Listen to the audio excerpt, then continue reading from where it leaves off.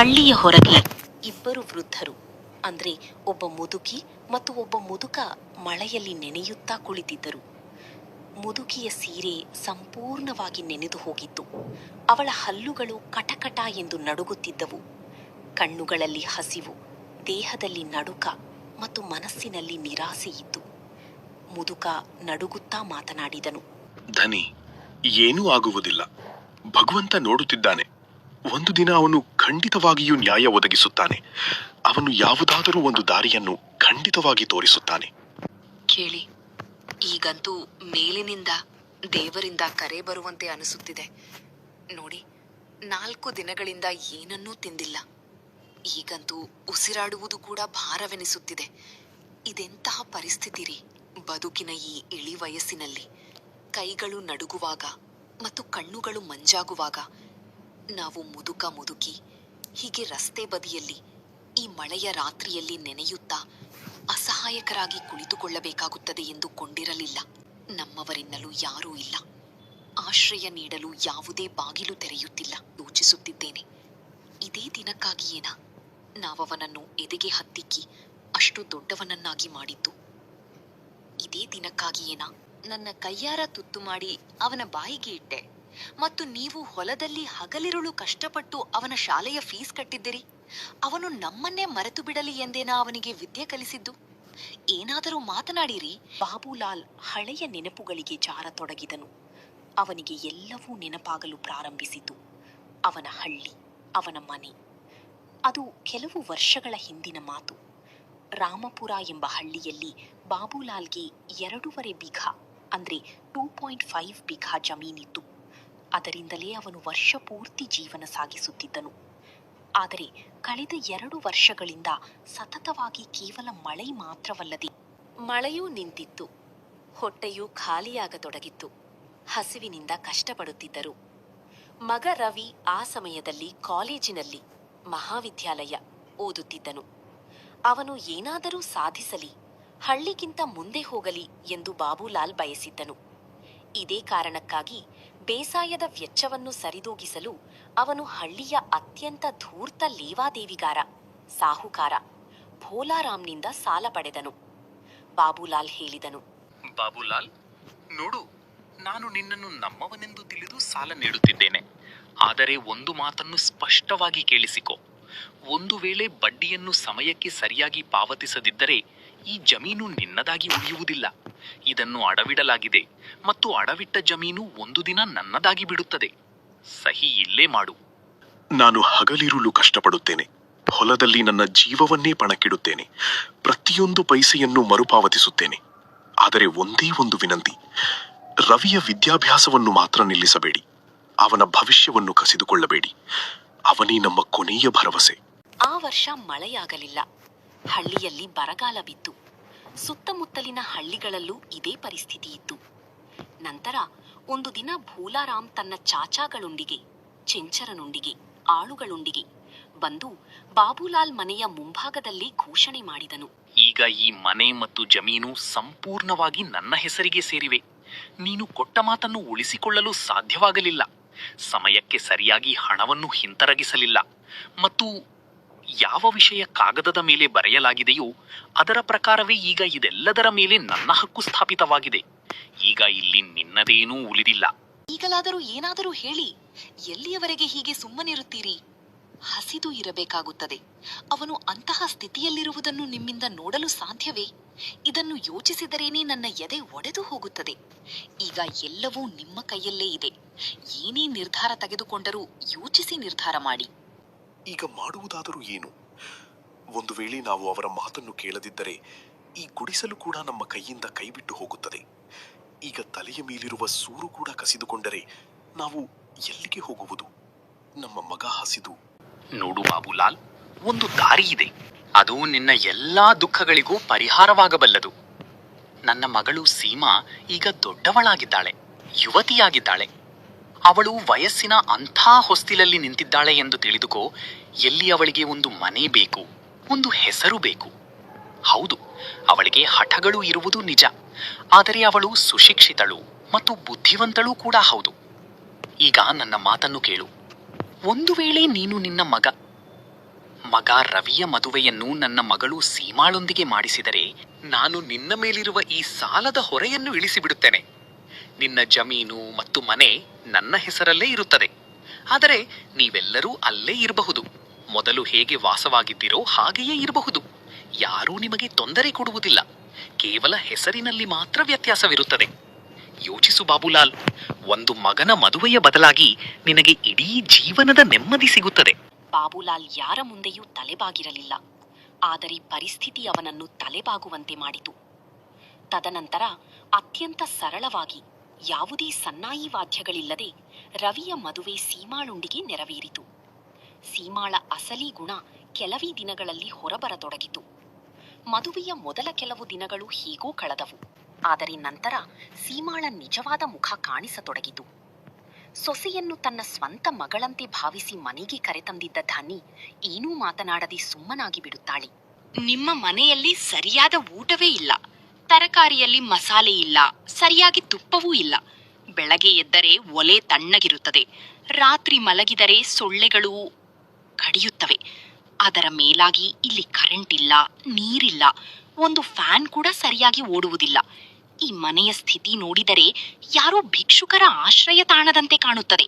ಮಗಳೇ, ಪಾತ್ರೆ ತೊಳೆಯುವಾಗ ನನ್ನ ಕೈಯಿಂದ ಆ ಲೋಟ ಜಾರಿ ಕೆಳಗೆ ಬಿದ್ದು ಬಿಟ್ಟಿತು. ನನಗೆ ತುಂಬಾ ಬೇಸರವಾಗುತ್ತಿದೆ. ಅತ್ತೆಯವರೇ, ಪ್ರತಿಯೊಂದು ವಿಷಯದಲ್ಲೂ ಮೂಗು ತೋರಿಸುವುದು ನಿಮ್ಮ ಕೆಲಸನ? ನಾನು ಏನೇ ಮಾಡಿದರೂ ನೀವು ತಪ್ಪು ಹುಡುಕುತ್ತೀರಿ.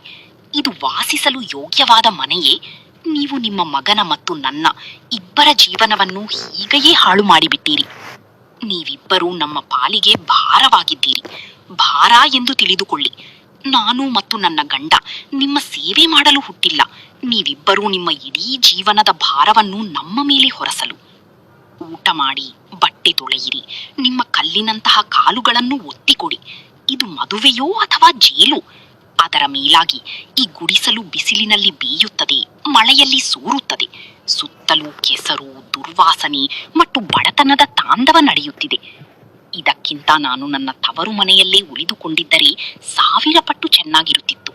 ಕನಿಷ್ಠ ಅಲ್ಲಿ ಮರ್ಯಾದೆಯಾದರೂ ಇತ್ತು, ನೆಮ್ಮದಿ ಇತ್ತು, ಸ್ವಚ್ಛವಾದ ಕೋಣೆ ಇತ್ತು ಮತ್ತು ತಂದೆ ತಾಯಿಯ ಮನೆಯಲ್ಲಿ ಹೀಗೆ ಉಸಿರು ಕಟ್ಟಿ ಬದುಕಬೇಕಾಗಿರಲಿಲ್ಲ. ರವಿ, ನನ್ನಿಂದ ಇನ್ನು ಮುಂದೆ ಇದನ್ನು ಸಹಿಸಲು ಸಾಧ್ಯವಿಲ್ಲ. ಈ ಮುದುಕಿ ಇಡೀ ದಿನ ಸುಮ್ಮನೆ ಕುಳಿತಿರುತ್ತಾಳೆ. ಒಂದು ಕೈಯನ್ನು ಕೂಡ ಅಲುಗಾಡಿಸುವುದಿಲ್ಲ. ಅದರ ಮೇಲಾಗಿ ಪ್ರತಿಯೊಂದು ವಿಷಯದಲ್ಲೂ ತಪ್ಪು ಹುಡುಕುತ್ತಾ ಚುಚ್ಚಿ ಮಾತನಾಡುತ್ತಾ ಇರುತ್ತಾಳೆ. ಇದು ಯಾವ ಕಾಲ ರೀ? ಕೆಲಸ ಮಾಡುವ ವಯಸ್ಸಿನಲ್ಲೂ ಏನೂ ಮಾಡಲಿಲ್ಲ. ಇನ್ನು ಈಗಲಾದರೂ ದೇವರೆಂಬಂತೆ ಬಂದು ಕುಳಿತು ಬಿಟ್ಟಿದ್ದಾಳೆ. ನಿನ್ನ ತಂದೆಯೂ ಅಷ್ಟೇ, ಬಿದ್ದಲ್ಲೇ ಸುಮ್ಮನೆ ಬಿದ್ದಿರುತ್ತಾರೆ. ನಮ್ಮ ಮೇಲೆ ಏನೋ ದೊಡ್ಡ ಉಪಕಾರ ಮಾಡುತ್ತಿರುವಂತೆ. ಹೌದು, ಈಗ ನಾನು ಸ್ಪಷ್ಟವಾಗಿ ಹೇಳುತ್ತಿದ್ದೇನೆ. ನನ್ನಿಂದ ಇನ್ನು ಇವರ ಮುಖ ನೋಡಲು ಸಾಧ್ಯವಿಲ್ಲ. ಇವರ ಮುಖ ನೋಡಿದರೆ ಸಾಕು, ನನ್ನ ಹೊಟ್ಟೆ ಉರಿಯುತ್ತದೆ. ಏನೂ ಕೆಲಸ ಮಾಡದೆ ಸುಮ್ಮನೆ ಕುಳಿತು ತಿನ್ನಲು ಬಂದು ಕುಳಿತಿದ್ದಾರೆ. ಸೀಮಾ, ನಿನ್ ಮಾತು ನನಗೆ ಅರ್ಥವಾಗ್ತಿದೆ. ನಿಜ ಹೇಳ್ಬೇಕಂದ್ರೆ ನೀನ್ ಹೇಳ್ತಿರೋದು ತಪ್ಪೇನೂ ಅಲ್ಲ. ತಂದೆ ತಾಯಿ ನಮ್ಮ ಉದ್ಧಾರಕ್ಕೆ ಏನೂ ಮಾಡಿಯೇ ಇಲ್ಲ. ಸಂಪಾದನೆ ಮಾಡುವ ವಯಸ್ಸಿದ್ದಾಗ್ಲೂ ಹೇಗೋ ದಿನ ಕಳೆದರೆ ಹೊರತು ನಮಗಾಗಿ ಏನನ್ನೂ ಉಳಿಸಲಿಲ್ಲ. ಯಾವುದೇ ಆಸರೆಯನ್ನೂ ಮಾಡಿಕೊಡಲಿಲ್ಲ. ಈಗ ನಮ್ಮ ಜೀವನ ಸ್ವಲ್ಪ ಹಳಿಗೆ ಬರುತ್ತಿರುವಾಗ ಇವರಿಬ್ಬರೂ ಬಂದು ನಮ್ಮ ಮೇಲೆ ಭಾರವಾಗಿದ್ದಾರೆ. ಅವರು ನಮಗಾಗಿ ಮಾಡಿದ್ದಾದ್ರೂ ಏನು? ಕೇವಲ ಒಂದು ಮುರಿದು ಹೋದ ಸೂರನ್ನು ಕೊಟ್ಟಿದ್ದಾರೆ ಅಷ್ಟೇ. ಯಾವುದೇ ಜಮೀನಿಲ್ಲ, ಯಾವುದೇ ಆಸ್ತಿಯೂ ಇಲ್ಲ. ಇನ್ನು ಈಗ ನಾವು ಸ್ವಂತವಾಗಿ ಕಷ್ಟಪಟ್ಟು ಸ್ವಲ್ಪ ಮಟ್ಟಿಗೆ ಸಂಪಾದನೆ ಮಾಡುತ್ತಿರುವಾಗ ಇವರು ಬಂದು ನಮ್ಮ ತಲೆಯ ಮೇಲೆ ಕುಳಿತಿದ್ದಾರೆ. ಅತ್ತೆಯವರೇ, ನೀವು ನನ್ನ ಬೆಲೆ ಬಾಳುವ ಚಹಾ ಲೋಟವನ್ನು ಕಪ್ ಒಡೆದು ಹಾಕಿದ್ದೀರಿ. ಅದು ಎಷ್ಟು ದುಬಾರಿಯಾಗಿತ್ತು ಎಂದು ನಿಮಗೆ ಗೊತ್ತಿದೆಯೇ? ನಿಮ್ಮ ಇಡೀ ಜೀವನದಲ್ಲಿ ನೀವು ಎಷ್ಟು ಹಣದ ಚಹಾ ಕುಡಿದಿದ್ದೀರೋ ಅದಕ್ಕಿಂತ ಎಷ್ಟೋ ಪಟ್ಟು ಹೆಚ್ಚು ದುಬಾರಿಯಾಗಿತ್ತು ನನ್ನ ಆ ಚಹಾ ಲೋಟ. ನೀವು ಯಾರೂ ಕೂಡ ಸುಧಾರಿಸುವ ಹಾಗೆ ಕಾಣುತ್ತಿಲ್ಲ. ಬೆಳಕಿನಿಂದ ನೀರು ತುಂಬುತ್ತಲೇ ಇದ್ದಾರೆ ಮತ್ತು ನೀವು ಬರೀ ಪೂಜೆ ಪುನಸ್ಕಾರಗಳಲ್ಲಿ ಮುಳುಗಿದ್ದೀರಿ. ಸ್ವಚ್ಛತೆ ಮಾಡುವುದಿಲ್ಲ, ಯಾವುದೇ ಕೆಲಸವನ್ನೂ ಮಾಡುವುದಿಲ್ಲ. ವಯಸ್ಸಾಗಿದೆ ಎಂದ ಮಾತ್ರಕ್ಕೆ ಕೈಕಾಲುಗಳು ಕೂಡ ಆಡುವುದಿಲ್ಲವೇ? ಇಡೀ ಮನೆಯ ಹೊರೆಯನ್ನು ನನ್ನ ತಲೆಯ ಮೇಲೆ ಹಾಕಿದ್ದೀರಿ. ನಿಮಗೆ ನಾಚಿಕೆಯಾಗಬೇಕು. ನನ್ನ ತಂದೆಯ ಮನೆಯಲ್ಲಿ ವಾಸವಿದ್ದೀರಿ ಮತ್ತು ನನ್ನ ಬೆಲೆ ಬಾಳುವ ವಸ್ತುಗಳನ್ನೇ ಒಡೆದು ಹಾಕುತ್ತಿದ್ದೀರಿ. ತಪ್ಪು ನಮ್ಮದೇ ಧನಿ. ನಾವು ಅವಳನ್ನು ಮಗಳೆಂದು ಭಾವಿಸಿಬಿಟ್ಟೆವು. ಕಣ್ಣು ಮುಚ್ಚಿ ನಮ್ಮ ಮನೆ, ನಮ್ಮ ಮಮತೆ ಎಲ್ಲವನ್ನೂ ಅವಳಿಗೆ ಒಪ್ಪಿಸಿಬಿಟ್ಟೆವು. ನನ್ನ ತಂದೆಯ ಹೆಸರನ್ನು ಎತ್ತಬೇಡಿ. ನಿಮ್ಮಂತಹ ಬಡವರ ಮನೆಗೆ ಅವರು ಮಗಳನ್ನು ಮದುವೆ ಮಾಡಿಕೊಟ್ಟಿದ್ದಾರೆ ಎಂದರೆ ಉಪಕಾರ ಎಂದು ಭಾವಿಸಿ. ಇಲ್ಲದಿದ್ದರೆ ನೀವೆಲ್ಲ ಇಷ್ಟೊತ್ತಿಗಾಗಲೇ ರಸ್ತೆ ಪಾಲಾಗಿರುತ್ತಿದ್ದೀರಿ. ರವಿ, ನಿಮ್ಮ ತಂದೆ ನನ್ನ ತವರು ಮನೆಯವರನ್ನು ನಿಂದಿಸಿದ್ದಾರೆ, ಚುಚ್ಚಿ ಮಾತನಾಡಿದ್ದಾರೆ. ಅವರು ನಮ್ಮ ಮರ್ಯಾದೆಗೆ ಧಕ್ಕೆ ತರುವ ಹಾಗೆ ಮಾತನಾಡುತ್ತಿದ್ದಾರೆ. ಅಮ್ಮ, ಈಗ ತುಂಬಾ ಅತಿಯಾಯಿತು. ಈ ಮನೆಯಲ್ಲಿ ಒಬ್ಬ ಸೊಸೆ ಇದ್ದಾಳೆ, ಅವಳಿಗೂ ನೆಮ್ಮದಿ ಬೇಕು ಎಂದು ನೀನು ಎಂದೂ ಯೋಚಿಸಲಿಲ್ಲ. ಅವಳು ದಿನವಿಡೀ ಕೆಲಸ ಮಾಡಿ ದಣಿದು ಹೋಗುತ್ತಾಳೆ, ಆದ್ರೆ ನೀನು ಮಾತ್ರ ಸುಮ್ಮನೆ ಕುಳಿತಿರುತ್ತೀಯ. ಹೌದು, ಈಗ ಈ ಮನೆ ನಿಮ್ಮ ಜಮೀನ್ದಾರರ ಆಸ್ತಿಯಲ್ಲ. ಸುಮ್ಮನೆ ಕುಳಿತು ತಿನ್ನಲು ಮತ್ತು ಆರಾಮಾಗಿರಲು. ನಿಮ್ಮಿಬ್ಬರಲ್ಲಿ ಕನಿಷ್ಠ ಸ್ವಲ್ಪನಾದರೂ ನಾಚಿಕೆ ಉಳಿದಿದ್ದರೆ ಹೋಗಿ ಎಲ್ಲಾದರೂ ಒಂದು ಕೆಲಸ ಹುಡುಕಿಕೊಳ್ಳಿ. ಇಲ್ಲದಿದ್ದರೆ ಈ ಕ್ಷಣವೇ ನನ್ನ ಮನೆಯಿಂದ ಹೊರಟು ಹೋಗಿ. ರವಿ ಮಗನೇ, ನೋಡು, ಹೊರಗೆ ಮಳೆ ಎಷ್ಟು ಜೋರಾಗಿ ಬರುತ್ತಿದೆ. ರಾತ್ರಿಯ ಕತ್ತಲೆಯೂ ನಾವೀಗ ವೃದ್ಧರಾಗಿದ್ದೇವೆ. ಎಲ್ಲಿಗೆ ಹೋಗೋಣ ಮಗನೇ? ಈ ವಯಸ್ಸಿನಲ್ಲಿ ನಮ್ಗೆ ಯಾರು ತಾನೇ ಆಸರೆ ನೀಡುತ್ತಾರೆ? ಮಗನೇ, ನೀನು ನಮ್ಮ ಮುದ್ದಿನ ಮಗನಾಗಿದ್ದೆ. ನೀನು ಯಾವಾಗ ಇಷ್ಟೊಂದು ಬದಲಾಗಿ ಬಿಟ್ಟೆ? ನಿನ್ನ ಹೆತ್ತ ತಂದೆ ತಾಯಿಯನ್ನೇ ಹೀಗೆ ಪರಕೀಯರನ್ನಾಗಿ ಮಾಡಿಬಿಟ್ಟೆಯಲ್ಲ. ಕನಿಷ್ಠ ಇಷ್ಟನ್ನಾದರೂ ಹೇಳಿಬಿಡು ಮಗನೇ. ನಾವು ಎಲ್ಲಿಗೆ ಹೋಗೋಣ? ನಮ್ಗೆ ಯಾರು ತಾನೇ ಒಂದು ತುತ್ತು ರೊಟ್ಟಿ ಕೊಡುತ್ತಾರೆ? ಈ ಜೋರು ಮಳೆಯಲ್ಲಿ ನಮ್ಗೆ ಯಾರು ತಾನೇ ಸೂರನ್ನು ನೀಡುತ್ತಾರೆ? ನಿಮಗೆ ಮಾತನಾಡುವ ಅಗತ್ಯ ಏನಿತ್ತು? ನನ್ನ ಅತ್ತೆ ಮಾವಂದಿರು ನಮಗಾಗಿ ಎಷ್ಟು ಮಾಡಿದ್ದಾರೋ ಅಷ್ಟನ್ನು ನೀವು ಜನ್ಮ ಜನ್ಮಾಂತರಗಳಿಗೂ ಮಾಡಲು ಸಾಧ್ಯವಿಲ್ಲ. ಸಾಕು, ಇನ್ನು ನಾನು ಏನನ್ನೂ ಕೇಳಲು ಬಯಸುವುದಿಲ್ಲ. ಈ ಮನೆಗೆ ಇನ್ನು ನಿಮ್ಮಿಬ್ಬರನ್ನು ಸಹಿಸಿಕೊಳ್ಳಲು ಸಾಧ್ಯವಿಲ್ಲ. ನನ್ನ ಮನೆಯಿಂದ ಹೊರಟು ಹೋಗಿ. ಇದೇ ಮನೆಯಲ್ಲಿ ಅಲ್ವಾ ನಿನ್ನ ಬಾಲ್ಯದ ಕಿರುನಗೆಗಳು ಮೊಳಗಿದ್ದು? ಎಲ್ಲಿ ನಿನ್ನ ತಾಯಿ ನಿನ್ನ ಮೇಲೆ 106 ಬಾರಿ ತನ್ನ ರೊಟ್ಟಿಯನ್ನೇ ತ್ಯಾಗ ಮಾಡಿದ್ದಳು, ತಿನ್ನದೇ ನಿನಗೆ ಕೊಟ್ಟಿದ್ದಳು. ನೀನು ನಿಜವಾಗಿಯೂ ನಮ್ಮನ್ನು ಹೊರಹಾಕುತ್ತಿದ್ದೀಯಾ? ನಮ್ಮ ಸ್ವಂತ ರಕ್ತವೇ ಈ ರೀತಿ ಕ್ರೂರವಾಗಿ ನಡೆದುಕೊಳ್ಳುವುದನ್ನು ನಾನು ಎಂದೂ ನೋಡಿರಲಿಲ್ಲ. ನೆನಪಿದೆಯೇ ಮಗನೇ, ನಿನಗೆ ಜ್ವರ ಬಂದಾಗ ನಿನ್ನ ತಾಯಿ ರಾತ್ರಿ ಇಡೀ ಎಚ್ಚರವಿರುತ್ತಿದ್ದಳು. ಹೊಲದಲ್ಲಿ ಕೆಲಸ ಮಾಡಿ ನಾನು ತೀರಾ ಸುಸ್ತಾಗಿ ಬಂದಾಗಲೂ ನಿನ್ನ ಫೀಸ್ ಕಟ್ಟಲು ಹಣದ ವ್ಯವಸ್ಥೆ ಮಾಡುತ್ತಿದ್ದೆ. ನನ್ನ ಎಲ್ಲ ಕನಸುಗಳನ್ನು ಹತ್ತಿಕ್ಕಿ ನಿನಗೆ ಓದಿಸಿದೆ. ಆದರೆ ನೀನು ಸೀಮಾಳ ಮಾತುಗಳನ್ನು ಕೇಳಿ ನೀನು ನಿನ್ನ ಹೆತ್ತ ತಂದೆ ತಾಯಿಯನ್ನು ತಳ್ಳಿ ಹಾಕುತ್ತಿದ್ದೀಯಾ ಮಗನೇ. ತಂದೆ ತಾಯಿಯ ಕಣ್ಣೀರಿನ ಬೆಲೆ ಏನೆಂದು ನಿನಗೆ ಅರ್ಥವಾಗುವ ದಿನ ಬಂದಾಗ ಬಹುಶಃ ತುಂಬಾ ತಡವಾಗಿರುತ್ತದಷ್ಟೇ. ಸಾಕು, ಈ ಭಾವನಾತ್ಮಕ ಎಮೋಷನಲ್ ನಾಟಕ ತುಂಬಾ ಅತಿಯಾಯಿತು. ನಿಮ್ಮ ಹಳೆಯ ತ್ಯಾಗಗಳಿಂದ ನನಗೇನೂ ವ್ಯತ್ಯಾಸವಾಗುವುದಿಲ್ಲ. ಇಂದು ಈ ಮನೆಯಲ್ಲಿ ಕೇವಲ ನಾನು ಮತ್ತು ಸೀಮಾ ಮಾತ್ರ ಇರುತ್ತೇವೆ. ನೀವಿಬ್ಬರೂ ಇಲ್ಲಿಂದ ಹೋಗಲೇಬೇಕು. ಬದಲಾವಣೆ ಅಗತ್ಯ ಅಮ್ಮ.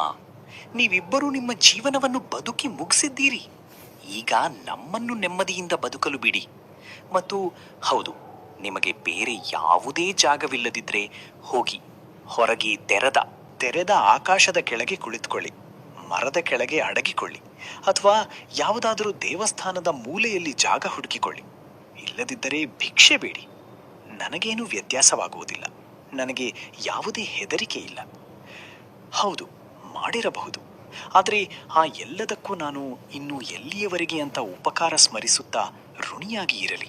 ಈ ಮನೆ ಈಗ ಮತ್ತು ನನ್ನ ಹೆಂಡತಿಯ ನಂತರ ನನ್ನದಾಗಿದೆ. ಕಾನೂನು ಕೂಡ ನನ್ನ ಪರವಾಗಿಯೇ ಇದೆ.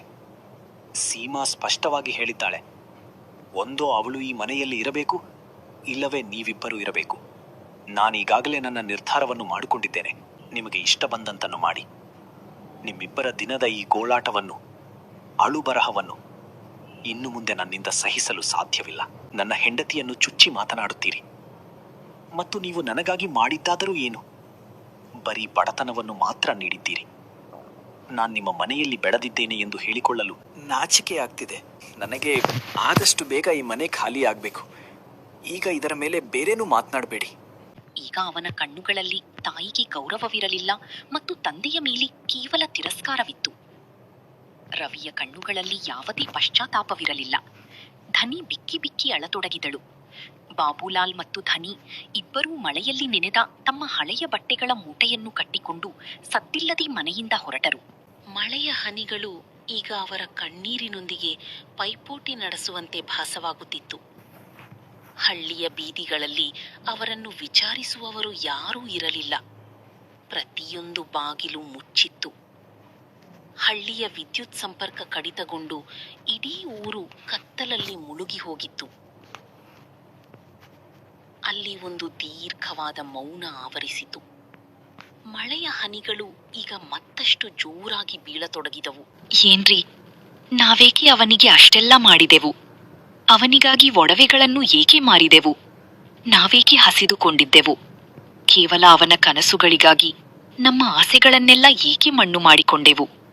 ಒಂದು ದಿನ ಅವನು ನಮ್ಮನ್ನು ಹೀಗೆ ಮಳೆಗೆ ತಳ್ಳಿಬಿಡಲಿ ಎಂದೇನಾ? ಮಗನ ಪ್ರತಿಯೊಂದು ಮುಗುಳ್ನಗುವಿನಲ್ಲೇ ನಾವು ನಮ್ಮ ಇಡೀ ಜೀವನವನ್ನು ಕಂಡಿದ್ದೆವು. ಆದರೆ ತಪ್ಪು ನಮ್ಮದೇ ಆಗಿತ್ತು. ತುಂಬಾ ದೊಡ್ಡ ತಪ್ಪು ನಡೆದು ಹೋಗಿದೆ.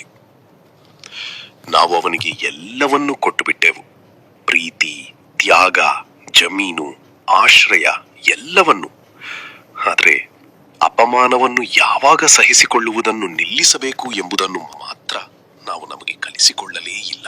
ಅಣ್ಣ, ಕೇವಲ 2 ಕ್ಷಣ ಆಸರೆಗಾಗಿ ಜಾಗ ಕೊಡ್ತೀರಾ? ಅಯ್ಯೋ ಬಾಬಾ, ನಮ್ಮ ಹತ್ರ ಜಾಗವಿಲ್ಲ. ಇಲ್ಲಿ ಮೊದಲೇ ತುಂಬಾ ತೊಂದರೆ ಇದೆ, ಇಕ್ಕಟ್ಟಾಗಿದೆ. ಬಾಬುಲಾಲ್ ಪ್ರತಿಯೊಂದು ಅಂಗಡಿಗೂ ಹೋಗಿ ಕೈ ಮುಗಿಯುತ್ತಿದ್ದರು. ಅರ್ಜುನ್ ಎಂಬ ಯುವಕ ಸಿಕ್ಕಿದನು. ಅವನು ಬಾಬುಲಾಲ್ ಅವರ ಪರಿಸ್ಥಿತಿಯನ್ನು ನೋಡಿ ಬಹಳ ಹೊತ್ತಿನವರೆಗೆ ಯೋಚಿಸುತ್ತಾ ನಿಂತನು.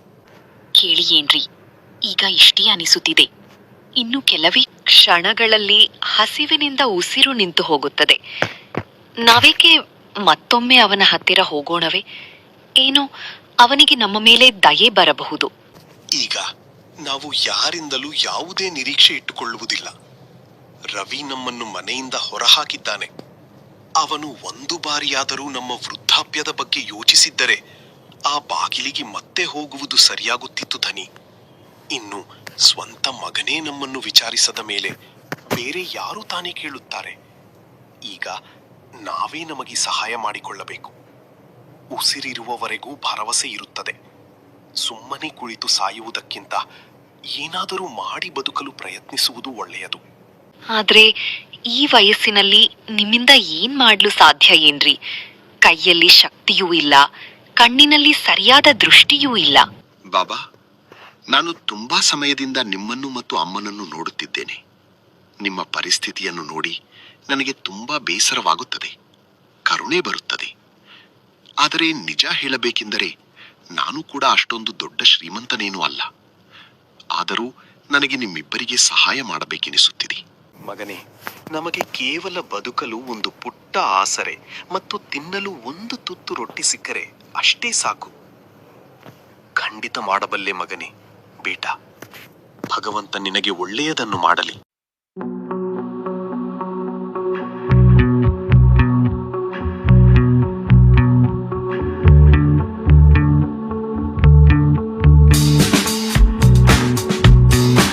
ಬನ್ನಿ, ಮೊದಲು ಒಳಗೆ ಬನ್ನಿ. ಇಂದಿನಿಂದ ನೀವಿಬ್ಬರೂ ನನ್ನ ಜೊತೆಯಲ್ಲಿಯೇ ನನ್ನ ಮನೆಯಲ್ಲಿ ಇರಲಿದ್ದೀರಿ, ನನ್ನ ತಂದೆ ತಾಯಿಯ ಸ್ಥಾನದಲ್ಲಿ. ಇತ್ತ ರವಿ ಮತ್ತು ಅವನ ಹೆಂಡತಿಯ ಜಗತ್ತಿನಲ್ಲಿ ಕಷ್ಟದ ಕತ್ತಲು ಆವರಿಸತೊಡಗಿತು. ಕೆಲವು ತಿಂಗಳುಗಳ ನಂತರವೇ ರವಿಯ ನೌಕರಿ ಕೆಲಸ ಕೈಬಿಟ್ಟು ಹೋಯಿತು. ಜೋರು ಮಳೆಯು ಅವರ ಹೊಲಗದ್ದೆಗಳನ್ನು ಸಂಪೂರ್ಣವಾಗಿ ನಾಶ ಮಾಡಿತ್ತು. ಇದರಿಂದ ಬರುತ್ತಿದ್ದ ಆ ಸ್ವಲ್ಪ ಮಟ್ಟಿಗಿನ ಆದಾಯವೂ ಸಹ ಸಂಪೂರ್ಣವಾಗಿ ನಿಂತು ಹೋಗಿತ್ತು. ಸಾಲಗಾರರು ಈಗ ರವಿಯ ಬೆನ್ನ ಹಿಂದೆ ಬಿದ್ದಿದ್ದರು. ಅವರ ಮನೆಯಲ್ಲಿ ಪ್ರತಿದಿನ ಜಗಳಗಳು ಶುರುವಾಗಿದ್ದವು. ರವಿ ಸುಮ್ಮನೆ ಕುಳಿತು ಯೋಚಿಸುತ್ತಿದ್ದನು. ಹೆಚ್ಚಾಗಿ ರಾತ್ರಿಯ ವೇಳೆಯಲ್ಲಿ ನಿದ್ದೆ ಬರುತ್ತಿರಲಿಲ್ಲ. ಅವನಿಗೆ ಕನಸು ಬೀಳುತ್ತಿತ್ತು. ಹೊರಗೆ ಮಳೆಯಲ್ಲಿ ನೆನೆಯುತ್ತಿರುವ ಅವನ ಹೆತ್ತ ತಂದೆ ತಾಯಿಯ ಚಿತ್ರಣ ಕಣ್ಣೆದರು ಬರುತ್ತಿತ್ತು. ತಾಯಿಯ ನಡುಗುತ್ತಿರುವ ಮುಖ ಮತ್ತು ಬಾಬುಲಾಲ್ ಅವರ ದಣಿದ ಕಣ್ಣುಗಳು ಕಾಡುತ್ತಿದ್ದವು. ಮತ್ತೊಂದೆಡೆ ಅರ್ಜುನನ ಮನೆಯಲ್ಲಿ ಅದೇ ಇಬ್ಬರು ವೃದ್ಧರು ಈಗ ಮುಗುಳ್ನಗುತ್ತಾ ಕಾಣಿಸುತ್ತಿದ್ದರು. ಮಳೆ ಮತ್ತೆ ತನ್ನ ಪೂರ್ಣ ವೇಗದಲ್ಲಿ ಸುರಿಯುತ್ತಿತ್ತು. ಚಿಟಿ ಚಿಟಿ ಹನಿಗಳು ಬೀಳುತ್ತಿದ್ದವು. ಜಗತ್ತು ಹಸಿರಾಗಿ ತುಂಬಿ ಹೋಗಿತ್ತು ಮತ್ತು ಆಕಾಶವೂ ಸಹ ಮಾನವನ ಭಾವನೆಗಳಲ್ಲಿ ಮುಳುಗಿ ಹೋಗಿರುವಂತೆ ಭಾಸವಾಗುತ್ತಿತ್ತು. ಹಾಗೆ ಅವನ ದೃಷ್ಟಿ ಎದುರಿಗಿದ್ದ ಒಂದು ದಂಪತಿಗಳ ಜೋಡಿಯ ಮೇಲೆ ಬಿತ್ತು. ಅವರಿಬ್ಬರೂ ಮಳೆಯಲ್ಲಿ ಸಂಪೂರ್ಣವಾಗಿ ನೆನೆದು ಹೋಗಿದ್ದರು. ಬುಜಿ, ನೀವು ಇಲ್ಲಿದ್ದೀರಾ? ನಾವು ತುಂಬಾ ದೊಡ್ಡ ತಪ್ಪು ಮಾಡಿಬಿಟ್ಟೆವು ಬಾಬುಜಿ. ದಯವಿಟ್ಟು ನಮ್ಮನ್ನು ಕ್ಷಮಿಸಿಬಿಡಿ. ಬಹುಶಃ ನಮಗೆ ನಿಮ್ಮ ಶಾಪ ತಟ್ಟಿದೆ ಅನ್ನಿಸುತ್ತದೆ. ನಾವು ಸಂಪೂರ್ಣವಾಗಿ ಬೀದಿಗೆ ಬಂದು ಬಿಟ್ಟಿದ್ದೇವೆ ಬಾಬುಜಿ. ಬಾಬುಜಿ ಮತ್ತು ಅಮ್ಮ, ನಾನು ನಿಮಗೆ ಎಷ್ಟು ಕಷ್ಟ ಕೊಟ್ಟೆ. ನಿಮ್ಮ ಮಾತುಗಳನ್ನು ತಮಾಷೆ ಮಾಡಿದೆ. ನಿಮ್ಮನ್ನು ನಮ್ಮ ಪಾಲಿಗೆ ಭಾರ ಎಂದು ಭಾವಿಸಿದೆ. ನಿಮ್ಮ ಮಮತೆಯನ್ನು ತಿರಸ್ಕರಿಸಿ. ಹೇ ಭಗವಂತ, ಇದು ನನ್ನದೇ ಮಗನಲ್ಲವೇ? ಇವರ ಪರಿಸ್ಥಿತಿ ಹೀಗೆ ಹೇಗೆ ಆಯಿತು? ಮಗನೇ, ನಾನು ನಿನಗೆ ಅರ್ಥ ಮಾಡಿಸಲು ಸಾಧ್ಯವಾಗದ್ದನ್ನು ಇಂದು ಜೀವನವೇ ನಿನಗೆ ಕಲಿಸಿಕೊಟ್ಟಿದೆ. ಮಗನೇ, ಒಂದು ದಿನ ನೀನು ನಮ್ಮನ್ನು ಇದೇ ರೀತಿ ಮಳೆಯಲ್ಲಿ ಮನೆಯಿಂದ ಹೊರಹಾಕಿದ್ದೆ. ಇಂದು ನೋಡು, ನೀನು ಕೂಡ ಅದೇ ಮಳೆಯಲ್ಲಿ ಅಲೆಯುತ್ತಿದ್ದೀಯ. ಇದನ್ನೇ ಕಾಲದ ಚಕ್ರ ಎನ್ನುವುದು. ಆದ್ರೆ ಮಗನೇ, ಕೆಟ್ಟ ಸಮಯ ಎಂಬುದು ಎಲ್ಲರಿಗೂ ಬರುತ್ತದೆ. ನೀನು ನಿಜವಾಗಿಯೂ ಪಶ್ಚಾತ್ತಾಪ ಪಡುತ್ತಿದ್ದರೆ ನನ್ನ ಬಳಿ ಇರುವ ಈ ಸ್ವಲ್ಪ ಹಣದಿಂದ ಏನಾದರೂ ಸಹಾಯ ಪಡೆದುಕೋ. ಆದರೆ ಇಂದು ನಾನು ಸ್ವತಃ ಅಸಹಾಯಕನಾದಾಗ ನಿಮ್ಮ ಅದೇ ಮಮತೆ ಎಲ್ಲದಕ್ಕಿಂತ ಮೊದಲು ನನ್ನ ನೆರವಿಗೆ ಧಾವಿಸಿ ಬಂದಿದೆ. ನಾನು ತುಂಬಾ ದೊಡ್ಡ ಅಪರಾಧಿ ಬಾಬೂಜಿ, ಬಹಳ ದೊಡ್ಡ ತಪ್ಪುಗಾರ. ನಮ್ಮಿಂದ ತುಂಬಾ ದೊಡ್ಡ ಪಾಪ ನಡೆದು ಹೋಗಿದೆ ಬಾಬೂಜಿ. ಯಾವ ರೀತಿ ನಾವು ನಿಮ್ಮನ್ನು ಆ ಮಳೆಯ ರಾತ್ರಿಯಲ್ಲಿ ಮನೆಯಿಂದ ಹೊರ ಹಾಕಿದ್ದೆವೋ ಅದೇ ಶಿಕ್ಷೆಯನ್ನು ಇಂದು ನಾವು ಅನುಭವಿಸುತ್ತಿದ್ದೇವೆ. ನೋಡಿ, ಇಂದು ಅದೇ ಮಳೆ ಇದೆ, ಅದೇ ರಾತ್ರಿ ಇದೆ. ಆದರೆ ಈ ಬಾರಿ ನಾವು ಕೂಡ ಅದೇ ರಸ್ತೆಯಲ್ಲಿದ್ದೇವೆ. ಹೀಗೆ ಆ ದಿನ ನೀವಿದ್ದೀರ. ಹಾಗೆ ಇಂದು ಜೀವನವೇ ನಿನಗೆ ಕಲಿಸಿಕೊಟ್ಟಿದೆ. ಈಗ ನೀನು ನಿಜವಾಗಿಯೂ ಬದಲಾಗಿದ್ದರೆ. ನೀವು ನಿಜ ಹೇಳುತ್ತಿದ್ದೀರಿ ಬಾಬೂಜಿ. ಕರ್ಮದ ಫಲ ಖಂಡಿತವಾಗಿಯೂ ಸಿಗುತ್ತದೆ, ಮತ್ತು ಇಂದು ಅದು ನಮಗೆ ಸಿಕ್ಕಿದೆ. ಅಯ್ಯೋ, ನಮ್ಮ ಇಡೀ ಅಹಂಕಾರ, ನಮ್ಮ ಬುದ್ಧಿಹೀನತೆ ಎಲ್ಲವೂ ಮಣ್ಣು ಪಾಲಾಗಿ ಹೋಗಿದೆ. ದಯವಿಟ್ಟು ನಮ್ಮನ್ನು ಕ್ಷಮಿಸಿಬಿಡಿ ಬಾಬೂಜಿ. ಇಂದು ನಮಗೆ ನಮ್ಮ ಅಸಭ್ಯ ವರ್ತನೆ, ನಿರ್ಲಕ್ಷ್ಯ ಎಲ್ಲವೂ ಧೂಳಿನಲ್ಲಿ ಸಿಕ್ಕಿ ಹೋಗಿದೆ. ನಿಮ್ಮ ಆಶೀರ್ವಾದದ ಅಗತ್ಯವಿದೆ. ಒಂದು ವೇಳೆ ನೀವು ನಮ್ಮಿಂದ ಮುಖ ತಿರುಗಿಸಿಕೊಂಡರೆ ನಾವು ಎಲ್ಲೂ ಇಲ್ಲದಂತಾಗುತ್ತೇವೆ. ಹಾಗಾದರೆ ನಡೆ, ಮತ್ತೆ ಜೀವನವನ್ನು ಹೊಸದಾಗಿ ಆರಂಭಿಸೋಣ. ಆದರೆ ಈ ಬಾರಿ ನಾವೆಲ್ಲರೂ ಒಂದೇ ಕುಟುಂಬದಂತೆ ಜೊತೆಯಾಗಿ ಬಾಳೋಣ. ತನ್ನ ಸ್ವಂತ ರಕ್ತವನ್ನು, ಮಗನನ್ನು ಮರಳಿ ಪಡೆದ ನೆಮ್ಮದಿಯದಾಗಿತ್ತು. ಮಳೆಯು ಇನ್ನೂ ಸುರಿಯುತ್ತಲೇ ಇತ್ತು. ಆದರೆ ಈಗ ಬೀಳುತ್ತಿದ್ದ ಆ ಹನಿಗಳು ಎಲ್ಲರ ಕಣ್ಣೀರನ್ನು ತೊಡೆದು ಹಾಕುತ್ತಿರುವಂತೆ ಭಾಸವಾಗುತ್ತಿತ್ತು. ಹಿರಿಯರ, ಅಂದರೆ ತಂದೆ ತಾಯಿಯ ಮನಸ್ಸನ್ನು ನೋಯಿಸಿ ಯಾರೂ ಎಂದಿಗೂ ಸುಖವಾಗಿರಲು ಸಾಧ್ಯವಿಲ್ಲ. ಅವರ ಆಶೀರ್ವಾದಗಳು ನಮಗೆ ವರವಾಗುತ್ತವೆ. ಅದೇ ರೀತಿ ಅವರ ಕಣ್ಣೀರು ಮತ್ತು ನಿಟ್ಟುಸಿರು ನಮಗೆ ದೊಡ್ಡ ಶಿಕ್ಷೆಯಾಗಿ ಪರಿಣಮಿಸುತ್ತದೆ. ಜೀವನದಲ್ಲಿ ಮನುಷ್ಯ ಎಷ್ಟೇ ಎತ್ತರಕ್ಕೆ ಬೆಳೆದರೂ ಸಹ ಹೆತ್ತ ತಂದೆ ತಾಯಿಯ ನೆರಳಿನಿಂದ ದೂರವಾಗಿ ಎಂದಿಗೂ ನಿಜವಾದ ಮನಸ್ಸಿನ ನೆಮ್ಮದಿಯನ್ನು ಪಡೆಯಲು ಸಾಧ್ಯವಿಲ್ಲ. ನಿಮಗೆ ಈ ಕಥೆ ಹೇಗೆ ಅನಿಸಿತು?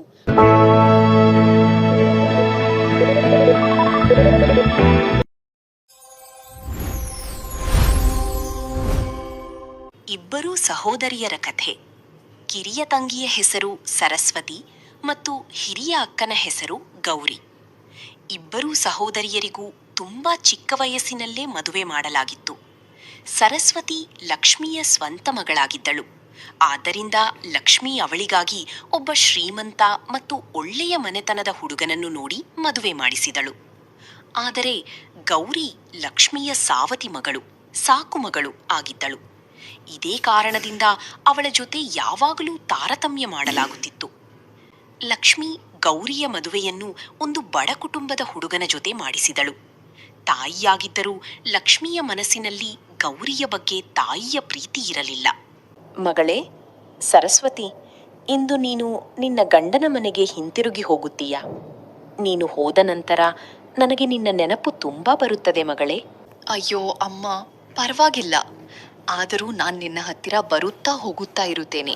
ನೀನ್ ಯಾಕಿಷ್ಟೊಂದು ಚಿಂತೆ ಮಾಡುತ್ತಿದೀಯಾ? ಸಂಜೆ ನನ್ನ ಗಂಡ ನನ್ನನ್ನು ಕರೆದುಕೊಂಡು ಹೋಗಲು ಬರುತ್ತಾರೆ. ಅವರು ಈಗಲೇ ಮನೆಗೆ ಹೋಗಲು ಹೇಳಿದ್ದಾರೆ. ಅವರಿಗೆ ಕೆಲಸಕ್ಕೆ ಹೋಗಬೇಕಾಗಿದೆ ಅಂತ ಹೇಳಿದರು. ಅಯ್ಯೋ ಗೌರಿ, ನಿನ್ನನ್ನು ಯಾರು ತಡೆದು ನಿಲ್ಲಿಸಿದ್ದಾರೆ?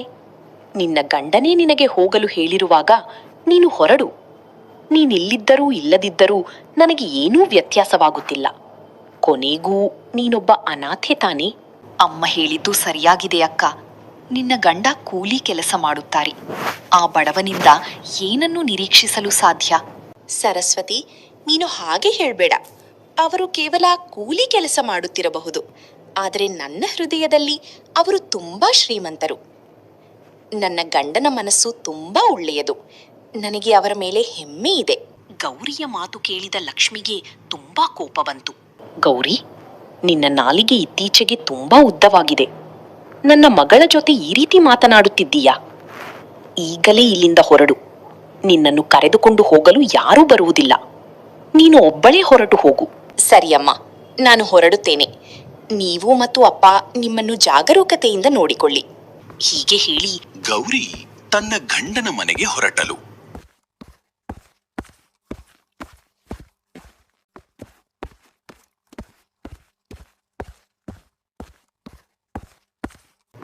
ದಾರಿಯಲ್ಲಿ ಗೌರಿಗೆ ಒಬ್ಬ ಕಾಕನ ಎತ್ತಿನ ಬಂಡಿ ಕಾಣಿಸಿತು. ಅಯ್ಯೋ ಕಾಕ, ನೀವು ನನ್ನನ್ನು ನನ್ನ ಮನೆಗೆ ತಲುಪಿಸುತ್ತೀರಾ? ಅಯ್ಯೋ ಮಗಳೇ, ನಾನಿಲ್ಲಿ ಜನರನ್ನು ಅವರವರ ಸ್ಥಳಕ್ಕೆ ತಲುಪಿಸುವುದಕ್ಕಾಗಿಯೇ ನಿಂತಿದ್ದೇನೆ. ನಿನ್ನ ಮನೆ ಎಷ್ಟು ದೂರದಲ್ಲಿದೆ? ಕಾಕ, ನನ್ನ ಮನೆ ಅಷ್ಟೊಂದು ದೂರವಿಲ್ಲ. ಮಾರುಕಟ್ಟೆಯ ಆ ಕಡೆಗೆ ತಲುಪಿದ ತಕ್ಷಣ ನನ್ನ ಮನೆ ಬರುತ್ತದೆ. ಸುಮಾರು ಅರ್ಧ ಗಂಟೆ ಸಮಯ ಸಾಕು. ಸರಿ ಮಗಳೇ, ಬಂಡಿಯಲ್ಲಿ ಬಂದು ಕುಳಿತುಕೋ. ನಾನು ನಿನ್ನನ್ನು ನಿನ್ನ ಮನೆಗೆ ತಲುಪಿಸುತ್ತೇನೆ. ಗೌರಿ ಎತ್ತಿನ ಬಂಡಿಯಲ್ಲಿ ಕುಳಿತಳು. ಕಾಕಾ ಕೂಡ ಬಂಡಿಯನ್ನು ಮುಂದೆ ನಡೆಸಿದರು. ಕೆಲವು ಗಂಟೆಗಳ ನಂತರ ಗೌರಿ ಮತ್ತು ಸರಸ್ವತಿಯ ತಂದೆ ರಘುನಾಥ್ ಅವರು ಮಾರುಕಟ್ಟೆಯಿಂದ ಮನೆಗೆ ಮರಳಿ ಬಂದರು.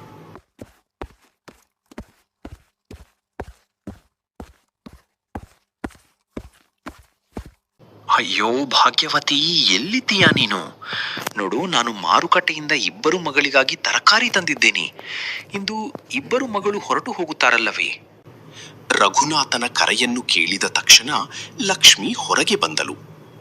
ಅಯ್ಯೋ, ನೀವು ಮಾರುಕಟ್ಟೆಯಿಂದ ಬಂದಿರಾ? ಗೌರಿ ತನ್ನ ಮನೆಗೆ ಹೊರಟು ಹೋದಳು. ಆ ಅನಾಥೆಯನ್ನು ಕರೆದುಕೊಂಡು ಹೋಗಲು ಅವಳ ಗಂಡ ಕೂಡ ಬಂದಿರಲಿಲ್ಲ.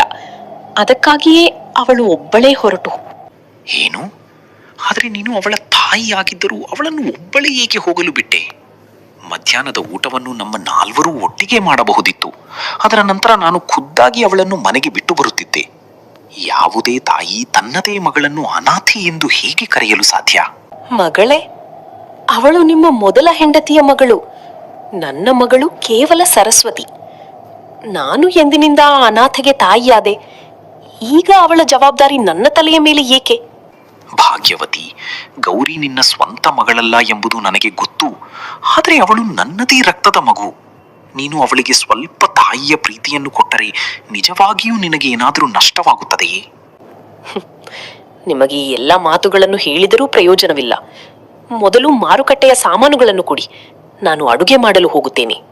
ಲಕ್ಷ್ಮಿ ರಘುನಾಥನಿಂದ ಸಾಮಾನುಗಳ ಚೀಲವನ್ನು ತೆಗೆದುಕೊಂಡು ಅಡುಗೆ ಮನೆಗೆ ಹೋದಳು. ಗೊತ್ತಿಲ್ಲ, ಭಾಗ್ಯವತಿಯ ಈ ತಾರತಮ್ಯದ ಹಠ ಯಾವಾಗ ಮುಗಿಯುತ್ತದೋ? ಅಮ್ಮ, ನಾನು ಇವರಿಗಾಗಿ ಲಡ್ಡುಗಳನ್ನು ಮಾಡಿದ್ದೇನೆ ಮತ್ತು ಅನ್ನವನ್ನು ಕೂಡ ಒಲೆಯ ಮೇಲೆ ಇಟ್ಟಿದ್ದೇನೆ. ಈಗ ಪಲ್ಯ ಮಾಡುವುದು ಮಾತ್ರ ಬಾಕಿ ಇದೆ. ಹೌದು ಮಗಳೇ, ನಿನ್ನ ತಂದೆ ತಾಜಾ ತರಕಾರಿ ತಂದಿದ್ದಾರೆ. ಇಂದು ಅಳಿಯನಿಗೆ ಚೆನ್ನಾಗಿ ಊಟ ಮಾಡಿಸಬೇಕು. ಲಕ್ಷ್ಮಿ ತನ್ನ ಮಗಳು ಸರಸ್ವತಿಯ ಗಂಡನನ್ನು ತುಂಬಾ ಪ್ರೀತಿಸುತ್ತಿದ್ದಳು. ಆದರೆ ಗೌರಿ ಮತ್ತು ಅವಳ ಗಂಡನ ಜೊತೆ ಅದೇ ಪ್ರೀತಿಯನ್ನು ತೋರಿಸುತ್ತಿರಲಿಲ್ಲ. ಸರಿಯಮ್ಮ, ಈಗ ಬೇಗನೆ ಪಲ್ಯ ಮಾಡಿ ಮುಗಿಸೋಣ.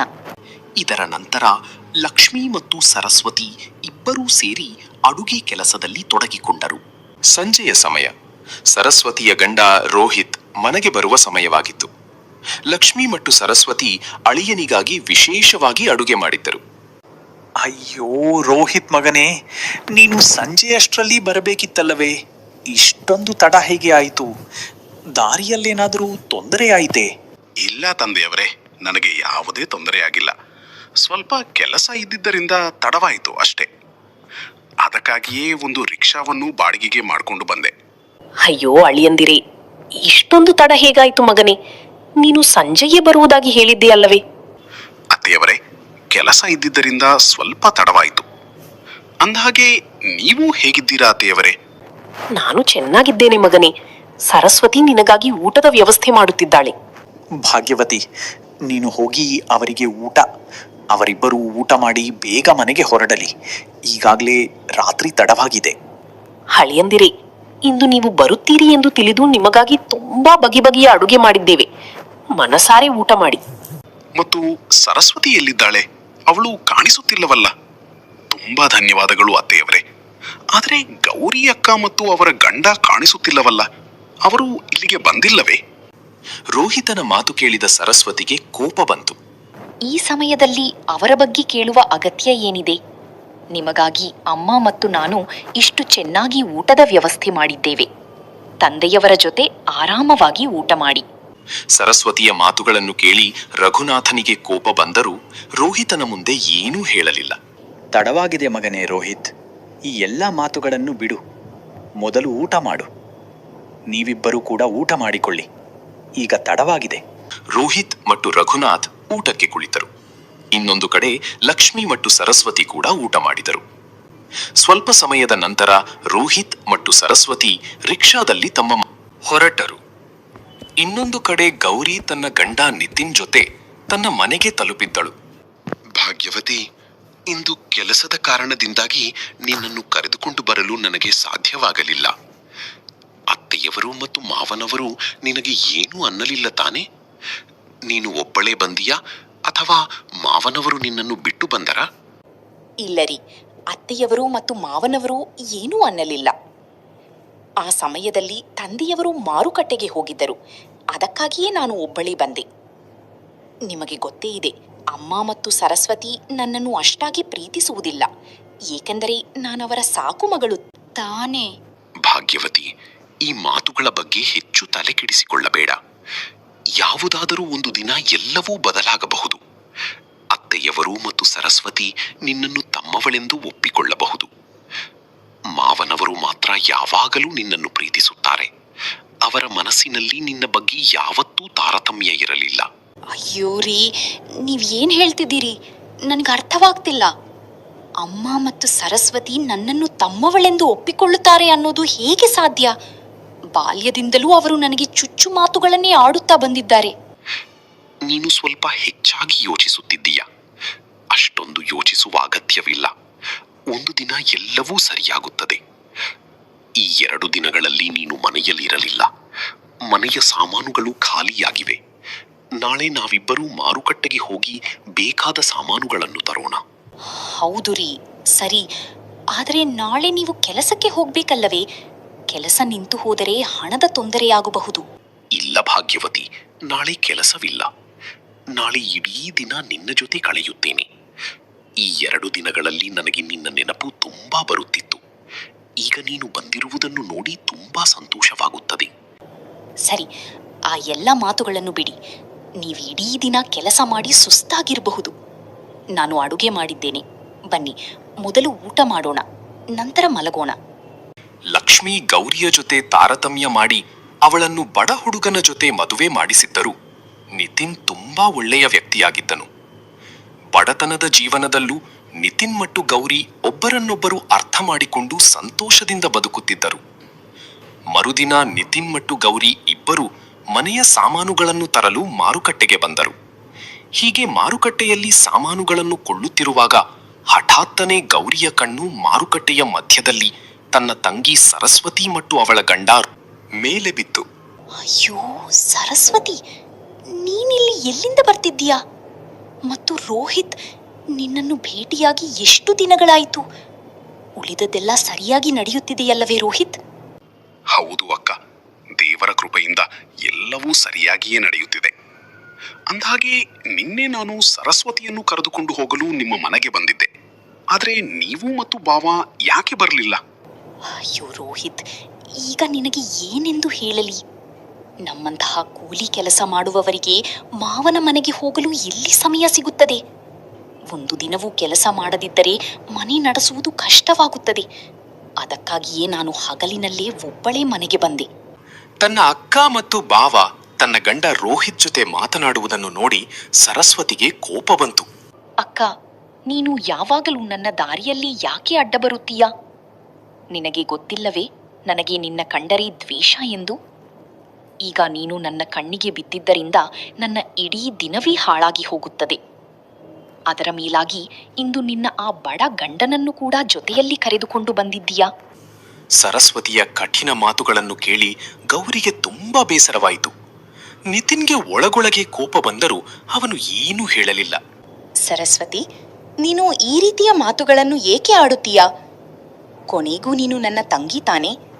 ನನ್ನ ಮೇಲೆ ನಿನಗೆ ಇಷ್ಟೊಂದು ದ್ವೇಷ ಏಕೆ? ನಿನಗೆ ಏನ್ ಹೇಳಿದ್ರೂ ಪ್ರಯೋಜನವಿಲ್ಲ. ಈಗಿಲ್ಲಿ ಮಾರುಕಟ್ಟೆಯ ಮಧ್ಯದಲ್ಲಿ ತಮಾಷೆ ಮಾಡಬೇಡ. ನಮಗೆ ಶಾಂತಿಯಿಂದ ಸಾಮಾನು ಕೊಳ್ಳಲು ಬಿಡು.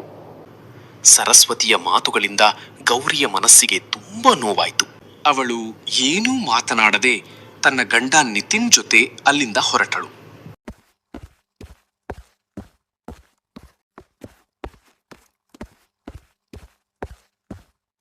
ಭಾಗ್ಯವತಿ, ನಾನು ನಿನ್ನ ಬಳಿ ಒಂದು ಮಾತು ಕೇಳಬೇಕಿತ್ತು.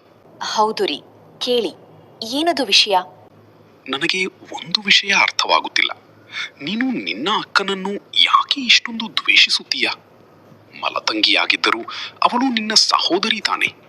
ನೀವಿಬ್ಬರು ಒಂದೇ ಮನೆಯಲ್ಲಿ ಒಟ್ಟಿಗೆ ಆಡುತ್ತಾ ಬೆಳೆದಿದ್ದೀರಾ. ಹೀಗಿರುವಾಗ ಮನಸ್ಸಿನಲ್ಲಿ ಇಷ್ಟು ದ್ವೇಷ ಇಟ್ಕೊಳ್ಳುವುದು ಸರಿಯಲ್ಲ.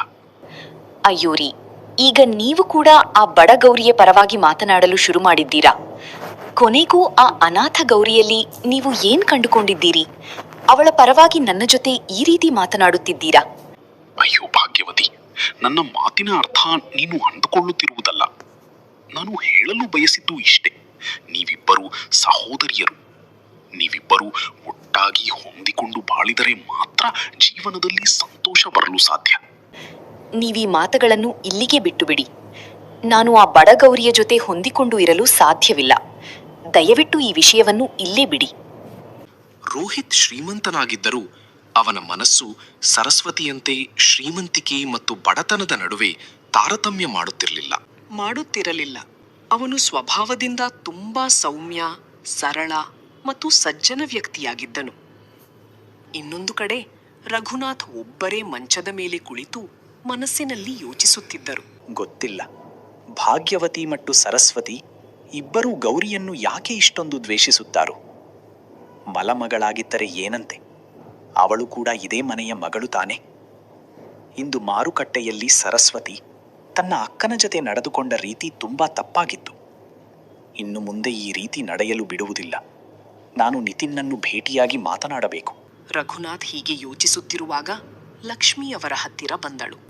ಅಯ್ಯೋ ರೀ, ಹೀಗೆ ಒಬ್ಬರೇ ಕುಳಿತುಕೊಂಡು ಏನು ಯೋಚಿಸುತ್ತಿದ್ದೀರಾ? ಏನೂ ಇಲ್ಲ ಭಾಗ್ಯವತಿ, ಏನೂ ಇಲ್ಲ. ನಾಳೆ ಒಂದು ಬಾರಿ ಗೌರಿಯ ಮನೆಗೆ ಹೋಗಿ ಬರಬೇಕೆಂದು ಯೋಚಿಸುತ್ತಿದ್ದೇನೆ. ಆ ದಿನ ಅವಳು ನಾನು ಬರುವುದಕ್ಕಿಂತ ಮುಂಚೆಯೇ ಹೊರಟು ಹೋಗಿದ್ದಳು. ಅದಕ್ಕಾಗಿಯೇ ಅವಳನ್ನು ಸರಿಯಾಗಿ ಭೇಟಿಯಾಗಲು ಸಾಧ್ಯವಾಗಲಿಲ್ಲ.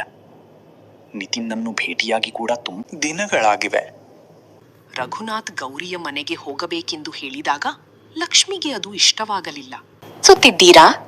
ವಾಹ್, ಆ ಅನಾಥೆಯ ಮನೆಗೆ ಹೋಗಲು ಯೋಚಿಸುತ್ತಿದ್ದೀರಾ? ನನ್ನ ಮಗಳು ಸರಸ್ವತಿಯ ಮನೆಗೂ ನೀವು ಹೋಗಬಹುದಲ್ಲವೇ? ಭಾಗ್ಯವತಿ, ಕೆಲವು ಮಾತುಗಳನ್ನು ಬುದ್ಧಿ ಉಪಯೋಗಿಸಿ ಯೋಚಿಸು. ಆ ದಿನ ನಾನು ಸರಸ್ವತಿ ಮತ್ತು ರೋಹಿತ್ಗೆ ಊಟ ಮಾಡಿಸಿ ಕಳುಹಿಸಿದ್ದೆ. ಆದರೆ ಗೌರಿ ಹೊರಡುವಾಗ ಅವಳನ್ನು ಭೇಟಿಯಾಗಲು ಕೂಡ ಸಾಧ್ಯವಾಗಲಿಲ್ಲ. ಇರ್ಲಿ, ನಿನಗೆ ಹೇಳಿದರೂ ಪ್ರಯೋಜನವಿಲ್ಲ. ಅಡುಗೆ ಆಗಿದ್ದರೆ ಬಾ, ಊಟ ಮಾಡೋಣ. ರಘುನಾಥನ ಮಾತಿಗೆ ಲಕ್ಷ್ಮಿ ಏನೂ ಮಾತನಾಡಲಿಲ್ಲ. ಇಬ್ಬರೂ ಊಟ ಮಾಡಲು ಅಡುಗೆ ಮನೆಗೆ ಹೋದರು. ಇನ್ನೊಂದು ಕಡೆ ನಿತಿನ್ ಶಾಂತವಾಗಿ ಮಂಚದ ಮೇಲೆ ಕುಳಿತಿದ್ದನು. ಅವನ ಬಳಿ ಚಹಾದ ಕಪ್ಪಿತ್ತು. ಅಷ್ಟರಲ್ಲಿ ಗೌರಿ ಅವನ ಹತ್ತಿರ ಬಂದಳು.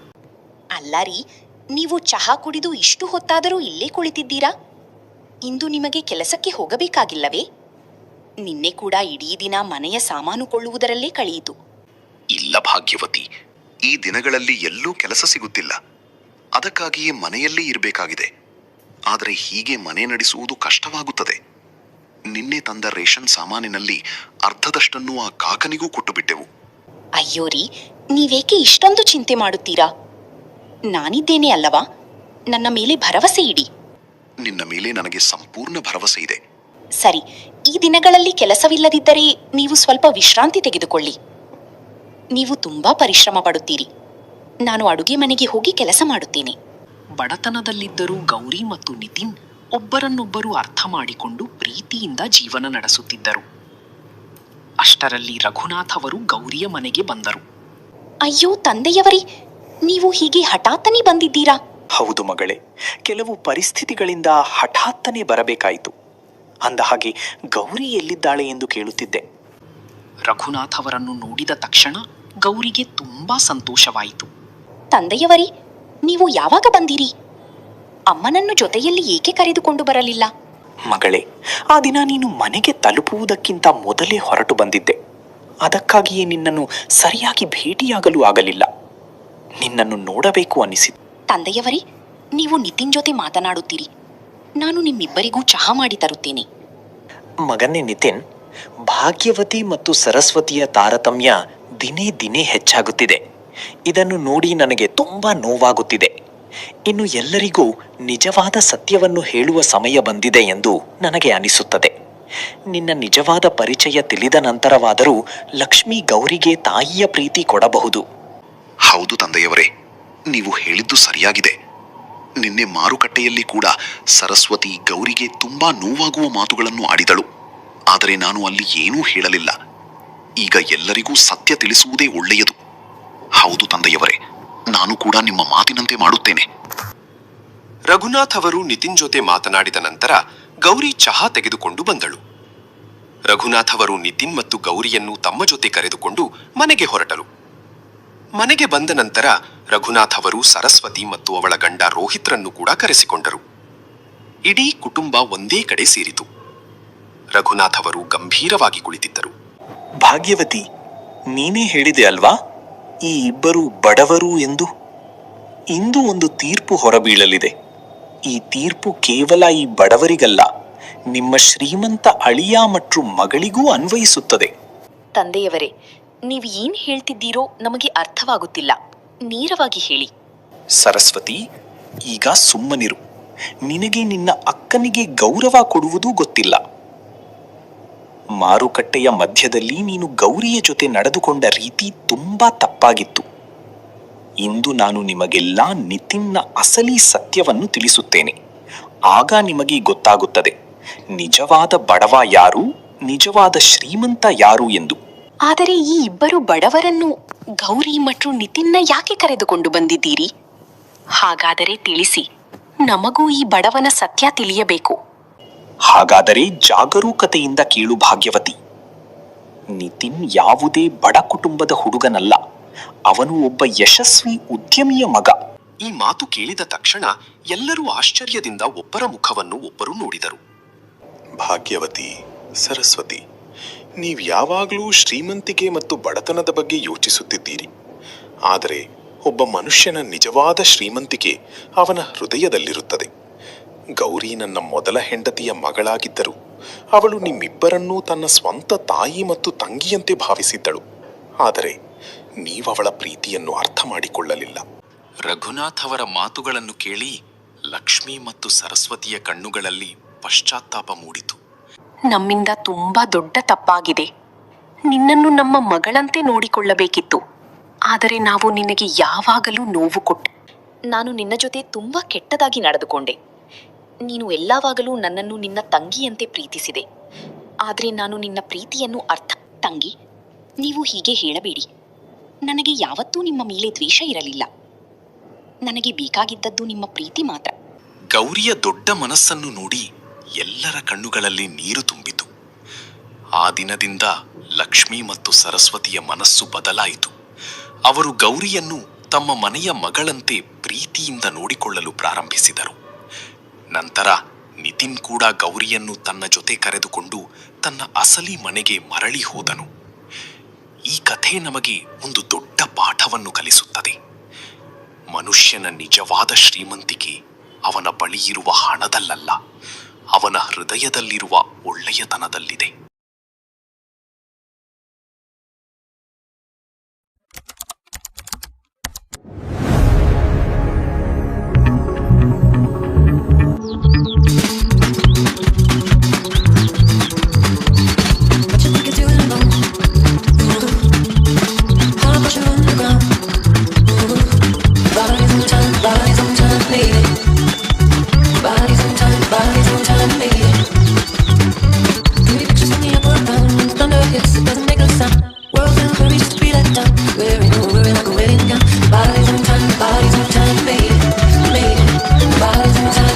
ಅರೆ ಮೇಘ್ನಾ, ನಾನು ಮಂಚಯ್ಯನ ಬಳಿ ಕೆಲಸಕ್ಕೆ ಹೋಗಿ ಬರುತ್ತೇನೆ. ನೀನು ಚಿಂತಿಸಬೇಡ. ನಾನು ಹೇಗಾದ್ರೂ ಮಾಡಿ ಹಣ ಹೊಂದಿಸಿಕೊಂಡು ಬರುತ್ತೇನೆ. ಇವಾಗ ನಾನು ಹೋಗಿ ಬರ್ಲೆ? ಸರಿ ರೀ, ಕೆಲಸಕ್ಕೆ ಹೋಗಿ ಬನ್ನಿ. ನಾನು ನಿಮ್ಗೆ ಬುದ್ಧಿ ಕಟ್ಕೊಡ್ತೀನಿ. 1 ನಿಮಿಷ ಇರಿ. ಅಯ್ಯೋ ಮೇಘನಾ, ನನಗೆ ಊಟ ಬೇಡ. ದಿನಾಲೂ ಆ ಒಣಗಿದ ರೊಟ್ಟಿ ತಿಂಡಿ ತಿಂಡಿ ಬೇಜಾರಾಗಿದೆ. ನಾನು ಮಂಚಯ್ಯನ ಬಳಿ ಕೆಲಸಕ್ಕೆ ಹೋಗುವ ಸಮಯವಾಗಿದೆ. ತಡವಾದರೆ ಅವರು ನನ್ನನ್ನ ಕೆಲಸದಿಂದ ತೆಗೆದು ಹಾಕುತ್ತಾರೆ. ಅಯ್ಯೋ ರೀ, ಅವ್ರು ಏನಂತಾರೆ ಅಂತ ಊಟ ಬಿಟ್ಟು ಹೋಗ್ತೀರಾ? ನೋಡು ಮೇಘನಾ, ನಾನು ಅವರ ಮನೆಯಲ್ಲಿಯೇ ಊಟ ಮಾಡ್ತೀನಿ. ನೀನು ಏನೂ ಚಿಂತಿಸಬೇಡ. ಸಂಜೆ ಮನೆಗೆ ಬೇಗ ಬರುತ್ತೇನೆ.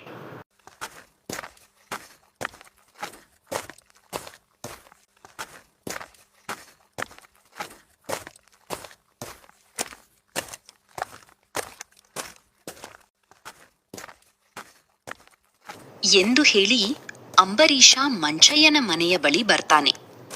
ಗೌಡ್ರೆ, ಓ ಗೌಡ್ರೆ, ನಾನು ಕೆಲಸಕ್ಕೆ ಬಂದಿರುವೆ. ಮನೆಯಲ್ಲಿದ್ದೀರಾ? ಗೌಡ್ರೆ, ಗೌಡ್ರೆ. ಅರೆ ಅಂಬರೀಷ, ನಿಧಾನ. ನಾನು ಮನೆಯಲ್ಲಿದ್ದೀನಿ, ಬರ್ತೀನಿ ಇರು. ಸ್ವಲ್ಪ ಸಮಾಧಾನ ಮಾಡ್ಕೋ.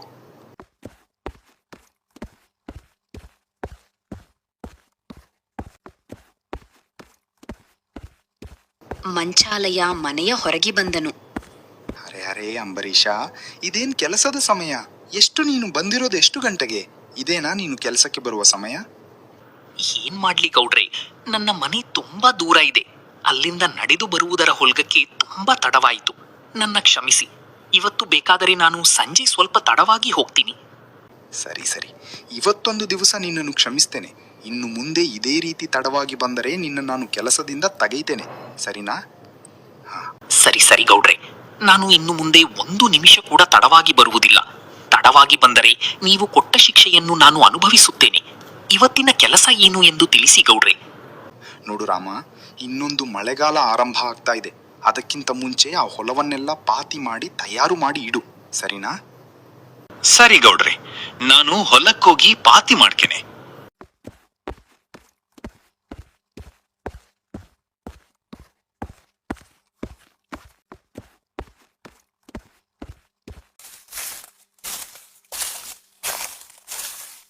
ಎಂದು ಹೇಳಿ ಅಂಬರೀಷ ಹೊಲದ ಬಳಿ ಬಂದನು. ಅರೇ, ಇಷ್ಟು ದೊಡ್ಡ ಹುಲ, ಇದನ್ನು ಪಾತಿ ಮಾಡುವ ಹೊತ್ತಿಗೆ ತುಂಬಾನೇ ಸಮಯ ಆಗ್ತದೆ. ಹೀಗೆ ಮಾತಾಡ್ತಾ ನಿಂತು ಸಮಯ ಆಗತ್ತೆ. ಅಂಬರೀಷ, ನಡಿ ನಡಿ, ಬೇಗ ಬೇಗ ಪಾತಿ ಮಾಡು ಎಂದು ಹೇಳಿ ಅಂಬರೀಷ ತುಂಬಾ ಹೊತ್ತು ಪಾತಿ ಮಾಡಲು ಪ್ರಾರಂಭಿಸಿದನು. ಪಾತಿ ಮಾಡಿ ರಾತ್ರಿಯ ಸಮಯಕ್ಕೆ ಮನೆಗೆ ಬಂದನು.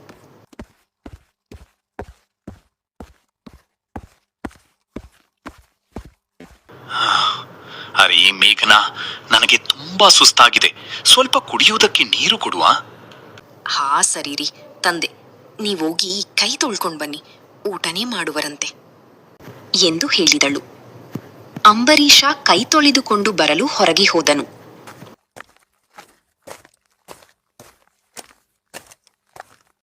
ಮಿಂಚು ಮೀನು, ಇವತ್ತು ತುಂಬಾ ತಡ ಆಗಿದೆ. ಬನ್ನಿ, ಊಟ ಮಾಡಿ ಮಲಗಿದಂತೆ ನಾಳೆ ಆಟ ಆಡುವಂತೆ.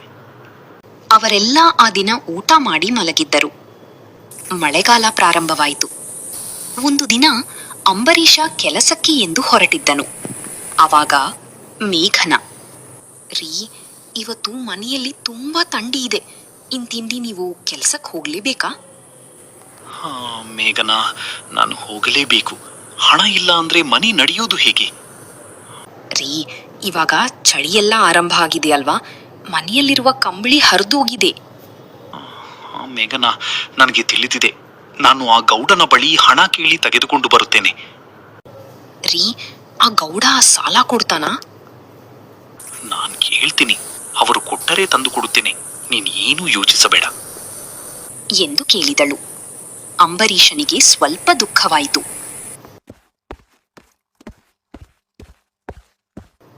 ಅಂಬರೀಷ, ಹೊಲದ ಕೆಲಸ ಎಲ್ಲ ಮುಗೀತಾ?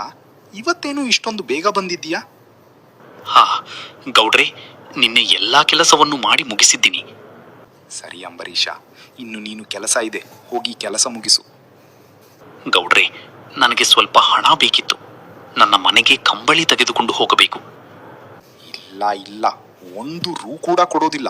ನೀನು ಪೂರಾ ಕೆಲಸ ಮುಗಿಸಿದ ನಂತರ ನಾನು ಹಣ ಕೊಡ್ತೇನೆ. ಅಲ್ಲಿಯವರೆಗೆ ನಾನು 1 ರೂ ಕೂಡ ಕೊಡೋದಿಲ್ಲ. ಗೌಡನ ಮಾತು ಕೇಳಿ ಅಂಬರೀಷ ತುಂಬಾ ಹೆದರಿ ಹೋದನು. ತನ್ನಲ್ಲಿ ತಾನು, ಅಯ್ಯೋ, ಈ ಗೌಡ ಏನಾದರೂ ನನ್ನ ಕೆಲಸದಿಂದ ತೆಗೆದರೆ ನಾನು ಮತ್ತು ನನ್ನ ಹೆಂಡತಿ ಮಕ್ಕಳು ಹಸುವಿನಿಂದ ಸಾಯಬೇಕಾಗ್ತದೆ. ಇಲ್ಲ, ಹಾಗೆ ಆಗಬಾರದು. ಇಲ್ಲ ಗೌಡ್ರಿ, ಹಾಗೆಲ್ಲ ಮಾಡಬೇಡಿ. ನಾನು ಸಾಲ ಕೇಳೋದು ಇಲ್ಲ, ಹಾಗೆ ಕೆಲಸ ಕೂಡ ಮಾಡಿ ಮುಗಿಸುತ್ತೇನೆ. ಸರಿ ನೋಡು ಅಂಬಿ, ನೀನು ಕೆಲಸವನ್ನು ಚೆನ್ನಾಗಿ ಮಾಡಿದರೆ ನಾನು ನಿಮಗೆ ಸರಿಯಾಗಿ ಸಂಬಳ ಕೊಡ್ತೀನಿ. ಇಲ್ಲ ಅಂದ್ರೆ ನಿನಗೆ 1 ರೂ ಕೂಡ ಕೊಡೋದಿಲ್ಲ, ಹಾಗೆ ಕೆಲಸದಿಂದ ಕೂಡ ತೆಗೀತೇನೆ. ಗೌಡರಿಗೆ ಹಾಗೆ ಮಾಡಬೇಡಿ, ನಾನು ಕೆಲಸ ಪೂರ್ತಿ ಚೆನ್ನಾಗಿ ಮುಗಿಸ್ತೇನೆ ಎಂದು ಹೇಳಿದನು. ಗೌಡನ ಹೆಂಡತಿ ಭೂಮಿ ದೂರದಿಂದಲೇ ಗೌಡ ಮಾತಾಡ್ತಾ ಇರೋದನ್ನ ನೋಡ್ತಾ ಇದ್ಲು. ಅರೆರೇ, ಅದೇನು ನನ್ನ ಮುಖಾನೇ ನೋಡ್ತಾ ನಿಂತಿದ್ದೀಯಾ? ಹೋಗಿ ಕೆಲಸ ಮಾಡು. ಹಾ ಸರಿ ಗೌಡರೇ, ನಾನು ಹೋಗ್ತೀನಿ ಎಂದು ಹೇಳಿ ಅಂಬಿ ಹೊಲಕ್ಕೆ ಹೋಗಿ ಕೆಲಸ ಪ್ರಾರಂಭ ಮಾಡಿದ್ದನು.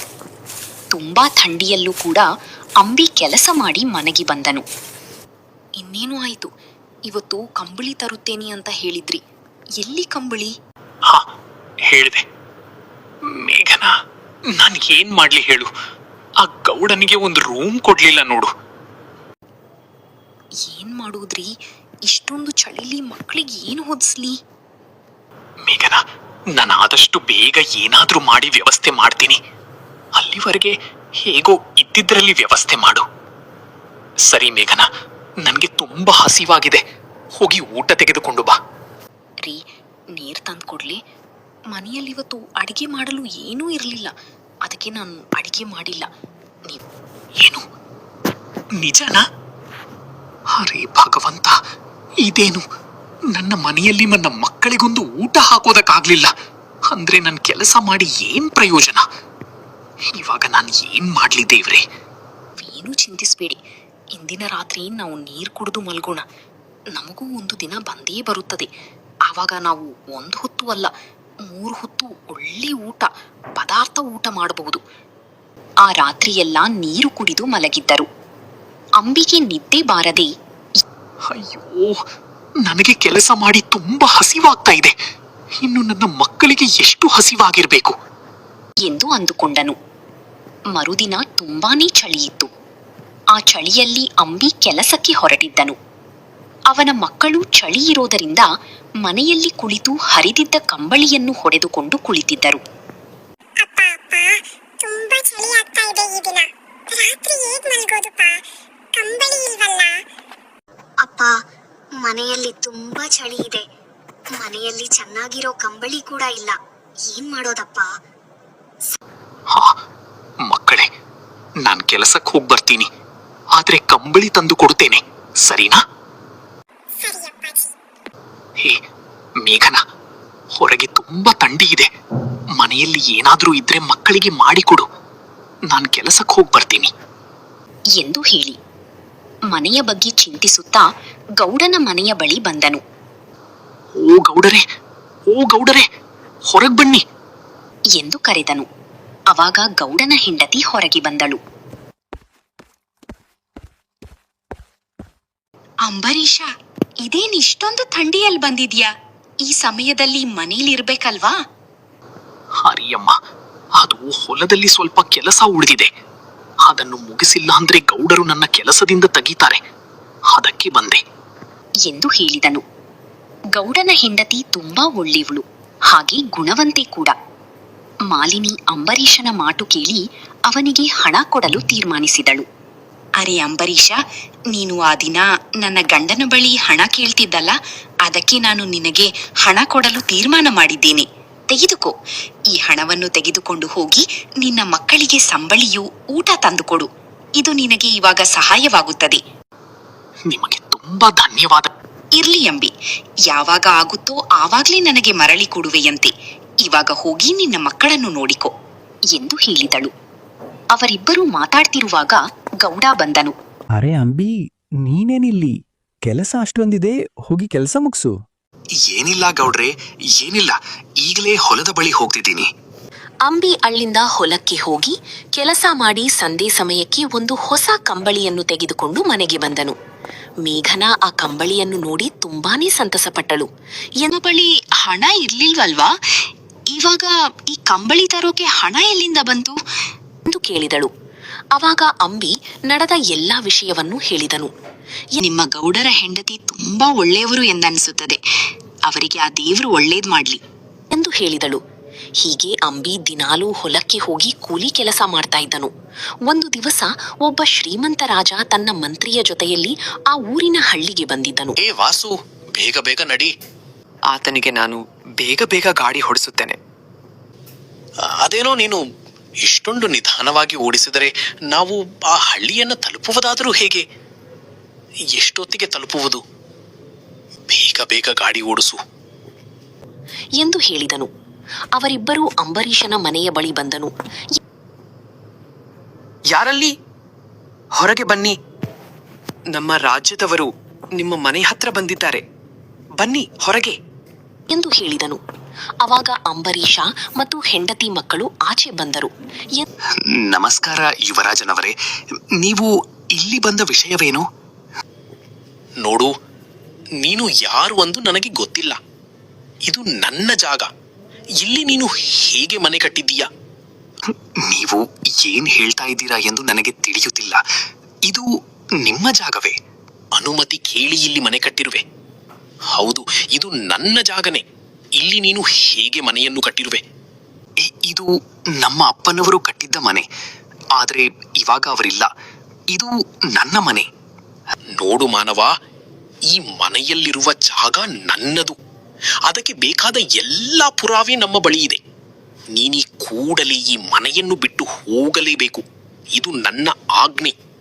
ಅಯ್ಯೋ, ನೀವು ಯಾರು ಎಂದೇ ನನಗೆ ತಿಳಿಯುತ್ತಿಲ್ಲ. ಇವಾಗ ಇದ್ದಕ್ಕಿದ್ದಂತೆ ಬಂದು ಮನೆ ಖಾಲಿ ಮಾಡಿ ಹೋಗಿ ಎಂದರೆ ಹೇಗೆ? ನನ್ನ ಹೆಂಡತಿ ಮಕ್ಕಳಿದ್ದಾರೆ. ನಾನು ಇವಾಗ ಇವರನ್ನೆಲ್ಲ ಕರೆದುಕೊಂಡು ಎಲ್ಲಿ ಅಂತ ಹೋಗ್ಲಿ? ಅದೆಲ್ಲ ನನಗೆ ಗೊತ್ತಿಲ್ಲ. ನೀನೀ ಕೂಡಲೇ ಇಲ್ಲಿಂದ ನೀನು ಹೊರಡಲೇಬೇಕು. ಇಲ್ಲವೆಂದರೆ ನಿನ್ನ ಹಾಗೂ ನಿನ್ನ ಕುಟುಂಬವನ್ನು ಬೀದಿಗೆ ತಳ್ಳಬೇಕಾಗುತ್ತದೆ ಎಂದು ಹೇಳಿದನು. ಅಂಬರೀಷ ಹೆಂಡತಿ ಮಕ್ಕಳನ್ನು ಕರೆದುಕೊಂಡು ಒಂದು ದೊಡ್ಡ ಮರದ ಬಳಿ ಬಂದನು. ಎಂದು ಇದೇನು? ಈ ಮನುಷ್ಯ ಯಾರು? ನಮ್ಮ ಮನೆಯಿಂದಲೇ ನಮ್ಮನ್ನೇ ಆಚೆ ಹಾಕಿದ್ದಾರೆ. ಮೇಘನಾ, ನನಗೂ ತಿಳಿಯಿಲ್ಲ. ನಾಳೆ ಏನು ಮಾಡುವೆ? ಕೇಳಿದನು. ಆ ದಿನ ಪೂರಾ ಆ ಚಳಿಯಲ್ಲಿ ಅವರು ಆ ಮರದ ಕೆಳಗೆ ಕುಳಿತಿದ್ದರು. ಮರುದಿನ ಬೆಳಗ್ಗೆ ಅಂಬರೀಷ ಆ ರಾಜನ ಮನೆಯ ಬಳಿ ಬಂದನು. ನಿಲ್ಲು, ನೀನು ಯಾರು? ಹೇಗೆ ಹೇಳದೆ ಕೇಳದೆ ಒಳಗೆ ಹೋಗ್ತಾ ಇದ್ದೀಯಾ? ಅಯ್ಯಣ್ಣ, ನಾನು ರಾಜನನ್ನು ನೋಡಬೇಕು. ಅವರು ನನ್ನ ಮನೆಯನ್ನು ನನ್ನಿಂದ ಆಚೆ ಹಾಕಿದ್ದಾರೆ. ನನ್ನ ಹೆಂಡತಿ ಮಕ್ಕಳು ಭೀತಿಯಲ್ಲಿದ್ದಾರೆ. ನಾನು ಅವರನ್ನು ನೋಡಲೇಬೇಕು. ನನ್ನ ಬಳಿ ನನ್ನನ್ನು ಒಳಗೆ ಬಿಡಿ. ಇಲ್ಲ, ಹಾಗೆಲ್ಲ ಸುಮ್ಮನೆ ಒಳಗೆ ಬಿಡಕ್ಕೆ ಸಾಧ್ಯವೇ ಇಲ್ಲ. ನೀನು ಇಲ್ಲಿಂದ ಹೊರಡು. ಒಂದ್ಸಾರಿ ಒಳಗೆ ಬಿಡಿ ದಯಮಾಡಿ. ಆಗೋದಿಲ್ಲ. ಇಲ್ಲಿ ತುಂಬ ಸಮಯ ಇಲ್ಲಿ ಇರಬೇಡ. ಇಲ್ಲಿಂದ ಹೊರಡು. ಇಲ್ಲ ಎಂದರೆ ನಿನಗೆ ಕಠಿಣವಾದ ಶಿಕ್ಷೆಯಾಗುತ್ತದೆ. ಅಂಬರೀಷ ತುಂಬಾ ದುಃಖದಿಂದ ಮನೆಗೆ ಬಂದನು. ಆ ದಿನ ಏನ್ರಿ, ಯಾಕೆ ಇಷ್ಟೊಂದು ದುಃಖದಿಂದ ಇದ್ದೀರಾ? ಅವರು ನಮ್ಮ ಮನೆಯನ್ನು ನಮಗೆ ಮರಳಿ ಕೊಡ್ತಾರೆ. ಏನ್ ಹೇಳಿದ್ರು ಹೇಳಿ? ಅರೆ ಮೇಘನಾ, ಏನು ಎಂದು ಹೇಳಲಿ? ಯಾಕೆ, ಏನಾಯ್ತು? ಇವಾಗ ಅವರು ನನ್ನನ್ನು ಒಳಗೆ ಕೂಡ ಬಿಡಲಿಲ್ಲ. ಬೈದು ಕಳಿಸಿದರು. ಇವಾಗ ಏನ್ ಮಾಡೋದು? ಮಕ್ಕಳನ್ನು ಕರೆದುಕೊಂಡು ಎಲ್ಲಿ ಅಂತ ಹೋಗೋದು? ನಮಗಂತ ಯಾರಿದ್ದಾರೆ? ಹೇ ದೇವರೇ, ಇದೆಂತ ಪರೀಕ್ಷೆ! ತಂದೆ ಇದ್ದ ಒಂದು ಮನೆಯನ್ನು ಕೂಡ ಕಿತ್ತುಕೊಂಡರು. ಇವಾಗ ಏನು ಮಾಡೋದು ಎಂದು ದಾರಿ ತೋರಿಸು ತಂದೆ. ಮರುದಿನ ಬೆಳಗ್ಗೆ ಅಂಬರೀಷ ಕೆಲಸಕ್ಕೆ ಎಂದು ಹೋಗಿದ್ದನು. ಅಂಬರೀಷ ಮನೆಯ ಪಕ್ಕದಲ್ಲಿ ಭಾಗ್ಯಮ್ಮ ಎನ್ನುವ ಹೆಂಗಸಿನ ಮನೆ. ರಾಜಕುಮಾರ ಮಗ ಇವರ ರಾಜಕುಮಾರ ಭಾಗ್ಯಮ್ಮನ ಮನೆಯ ಬಳಿ ಬಂದು ಅವರ ಮನೆಯನ್ನು ಕೂಡ ಕಸಿದುಕೊಳ್ಳೋದಿಕ್ಕೆ ತಯಾರಾಗಿದ್ದನು. ಎಂದು ನೀವ್ ಯಾರು? ನನ್ನ ಮನೆಯಿಂದಲೇ ನನ್ನನ್ನ ಆಚೆ ಹೋಗು ಅಂತ ಹೇಳ್ತಾ ಇದ್ದೀರಲ್ಲ? ಇದು ನನ್ನ ಮನೆ. ಈ ಮನೆಯನ್ನ ಬಿಟ್ಟು ನಾನು ಎಲ್ಲಿ ಹೋಗೋದಿಲ್ಲ ಹೇಳಿದಳು. ಇವರ ಜನಿಗೂ ಸ್ವಲ್ಪ ಕಾಲದ ನಂತರ ರಾಜಕುಮಾರ ಹೀಗೂ ಮಾಡಿ ಭಾಗ್ಯಮ್ಮನ ಮನೆಯನ್ನು ಕೂಡ ಕಸಿದುಕೊಂಡನು. ಆ ರಾಜಕುಮಾರ ನಿಮ್ಮ ಮನೆಯಲ್ಲೂ ಕೂಡ ಕಸಿದುಕೊಂಡನೇ? ಹೌದು ಮೇಘ, ಏನ್ ಮಾಡೋದಿವಾಗ ಎಂದು ಕೇಳಿದಳು. ಅಷ್ಟರಲ್ಲಿ ಅಂಬಿ ಬಂದನು. ಭಾಗ್ಯ ನಡೆದ ಎಲ್ಲಾ ವಿಷಯವನ್ನು ಅಂಬಿಗೆ ತಿಳಿಸಿದಳು. ಅದಿನ ಅವರೆಲ್ಲ ಅಲ್ಲೇ ಮಲಗಿದ್ದರು. ಮರುದಿನ ಭಾಗ್ಯಮ್ಮ ಮತ್ತು ಅಂಬರೀಷ ರಾಜನ ಮನೆಯ ಒಳಗಡೆ ಹೇಗೋ ಮಾಡಿ ಹೋದರು. ನಮಸ್ಕಾರ ರಾಜನವರೇ. ನಮಸ್ಕಾರ. ನೀವು ಯಾರು? ಇಲ್ಲಿ ಏನ್ ಮಾಡ್ತಾ ಇದ್ದೀರಾ? ರಾಜಕುಮಾರನವರು ನಿಮ್ಮ ಮಗ ರಾಜನ್. ಅವರೇ, ನಿಮ್ಮ ಮಗ ಯುವರಾಜನವರು ನಮ್ಮ ಮನೆಗಳನ್ನು ಏಕೆ ಏಕೆ ಕಸಿದುಕೊಂಡಿದ್ದಾರೆ? ಏನು ಎಂದು ಕೇಳಿದರೆ ಏನು ಉತ್ತರನೇ ಕೊಡುತ್ತಿಲ್ಲ. ನನ್ನ ಮಕ್ಕಳು ಹಾಗೂ ಭಾಗ್ಯಮ್ಮನ ಮಕ್ಕಳು ಬೀದಿ ಪಾಲಾಗಿದ್ದಾರೆ. ಇವಾಗ ಅವರಿಗೆ ದಾರಿ ಯಾರು ತೋರಿಸುತ್ತಾರೆ? ಏನ್ ಹೇಳ್ತಾ ಇದ್ದೀರಾ ನೀವು? ನನ್ನ ಮಗ ಈ ರೀತಿ ಮಾಡಿದ್ನಾ? ಹೌದು, ನಿಜಾನೇ. ರಾಜಕುಮಾರನವರೇ, ಬೇಕಿದ್ದರೆ ನಿಮ್ಮ ಮಂತ್ರಿಗಳನ್ನು ಕೇಳಿ. ಇವರು ಹೇಳ್ತಾ ಇರೋದು ನಿಜಾನಾ? ನೀವು ನಮ್ಮ ಬಳಿ ಈ ವಿಷಯವನ್ನು ಮೊದಲೇ ಯಾಕೆ ತಿಳಿಸಲಿಲ್ಲ? ನೋಡಿದಿರಾ ಮಹಾರಾಣಿಯವರೇ, ನಿಮ್ಮ ಕುಮಾರ ಮಾಡಿರುವ ಕೆಲಸವನ್ನು ನೋಡಿ. ಇವರ ಮನೆಗಳನ್ನು ಕಿತ್ತುಕೊಂಡು ಇವರನ್ನು ಚಳಿಯಲ್ಲಿ ಆಚೆ ನಿಲ್ಲುವ ಹಾಗೆ ಮಾಡಿದ್ದಾನೆ. ಹೇ ಯುವರಾಜ, ನೀನು ಮಾಡಿರುವ ಕೆಲಸವೇನು? ಇವರುಗಳ ಮನೆ ಯಾಕೆ ಕಿತ್ತುಕೊಂಡಿರುವೆ? ಅಪ್ಪಾಜಿಯವರೇ, ಆ ಮನೆಯೆಲ್ಲ ನಮ್ಮ ತಾತನವರದ್ದು ಅಲ್ಲವೇ? ಅದಕ್ಕೆ ಕಳಿಸಿದ್ದುಕೊಂಡಿದ್ದೇನೆ. ಅಪ್ಪಾಜಿ. ಹೇ ಮೂರ್ಖ ಮಹಾ ಯುವರಾಜ, ಯಾವುದು ನಿನ್ನ ತಾತನವರದ್ದು? ಅದೆಲ್ಲ ನೀನು ಮೋಸ ಮಾಡಿ ಇವರ ಮನೆಯನ್ನು ಕೈಸಿಕೊಂಡಿದ್ದೆ. ಇದಕ್ಕೆ ಶಿಕ್ಷೆಯಾಗಲೇಬೇಕು ನಿನಗೆ. ಅಪ್ಪಾಜಿ, ತನ್ನನ್ನು ಕ್ಷಮಿಸಿ. ನನ್ನಿಂದ ತಪ್ಪಾಗಿದೆ. ಆದ್ರೆ ಈ ಶಿಕ್ಷೆಯೆಲ್ಲ ಬೇಡ. ಬೇರೆ ಏನಾದ್ರೂ ಶಿಕ್ಷೆ ಇದ್ರೆ ಕೊಡಿ. ಅದೆಲ್ಲ ಆಗೋದಿಲ್ಲ. ನೀನು ಈ ದಿನದಿಂದ ರಾತ್ರಿ ಹೋದಲ್ಲಿ ಇಡೀ ದಿನ ನೀನು ಆ ಕುಡಿಯೋ ಚಳಿಯಲ್ಲಿ. ನಿನ್ನನ್ನು ಮನೆಗೆ ಸೇರಿಸುವಂತಿಲ್ಲ, ಯಾರ ಬಳಿ ಕೂಡ ಸಹಾಯ ಕೇಳುವಂತಿಲ್ಲ, ಯಾರು ಕೂಡ ನಿನಗೆ ಸಹಾಯ ಮಾಡುವ ಹಾಗೆ ಇಲ್ಲ. ಇದು ನನ್ನ ಆಜ್ಞೆ. ನನ್ನ ಕ್ಷಮಿಸಿ. ನನ್ನ ಮಗ ಮಾಡಿರೋ ತಪ್ಪಿಗೆ ನಾನು ನಿಮ್ಮ ಬಳಿ ಕ್ಷಮೆ ಕೇಳ್ತಿದ್ದೇನೆ. ನಿಮ್ಮ ಮನೆಗಳು ನಿಮಗೆ ಸೇರಿರುತ್ತದೆ. ಇನ್ನು ನೀವು ಆ ಮನೆಗಳಲ್ಲಿ ವಾಸ ಮಾಡಬಹುದು ಎಂದು ತೀರ್ಪು ಕೊಟ್ಟರು. ಅಂಬರೀಷನಿಗೆ ಮತ್ತು ಭಾಗ್ಯನಿಗೆ ಅವರವರ ಮನೆ ಮರಳಿ ಕೊಟ್ಟರು. ಆ ದುರಹಂಕಾರಿ ಯುವರಾಜ ಕೊರಿಯೋ ಚಳಿಯಲ್ಲಿ ಆಚೆ ಇದ್ದನು. ಅರೆ, ನಾನಿದೇನು ಮಾಡಿಕೊಂಡೆ? ಒಂದು ದುರಾಸೆ ನನ್ನ ಜೀವನವನ್ನು ಈ ಕೊರಿಯೋ ಚಳಿಯಲ್ಲಿ ಕಳೆಯುವ ಹಾಗೆಯಾಯಿತು. ನಾನು ಈ ಬಡವನ ಮನೆ ಕಸಿದುಕೊಂಡಿದ್ದಕ್ಕೆ ನನಗೆ ಸರಿಯಾದ ಶಿಕ್ಷೆಯಾಯಿತು ಎಂದು ತನ್ನಲ್ಲೇ ತಾನು ಅಂದುಕೊಂಡು ಆ ದಿನ ಅವನು ರಾತ್ರಿ ಕೊರಿಯೋ ಚಳಿಯಲ್ಲಿ. ಸ್ಟೋರಿ ನಿಮಗೆ ಇಷ್ಟ ಆದ್ರೆ ಲೈಕ್ ಮಾಡಿ, ಶೇರ್ ಮಾಡಿ, ಸಬ್ಸ್ಕ್ರೈಬ್ ಮಾಡೋದನ್ನ ಮರಿಬೇಡಿ. ಧನ್ಯವಾದಗಳು.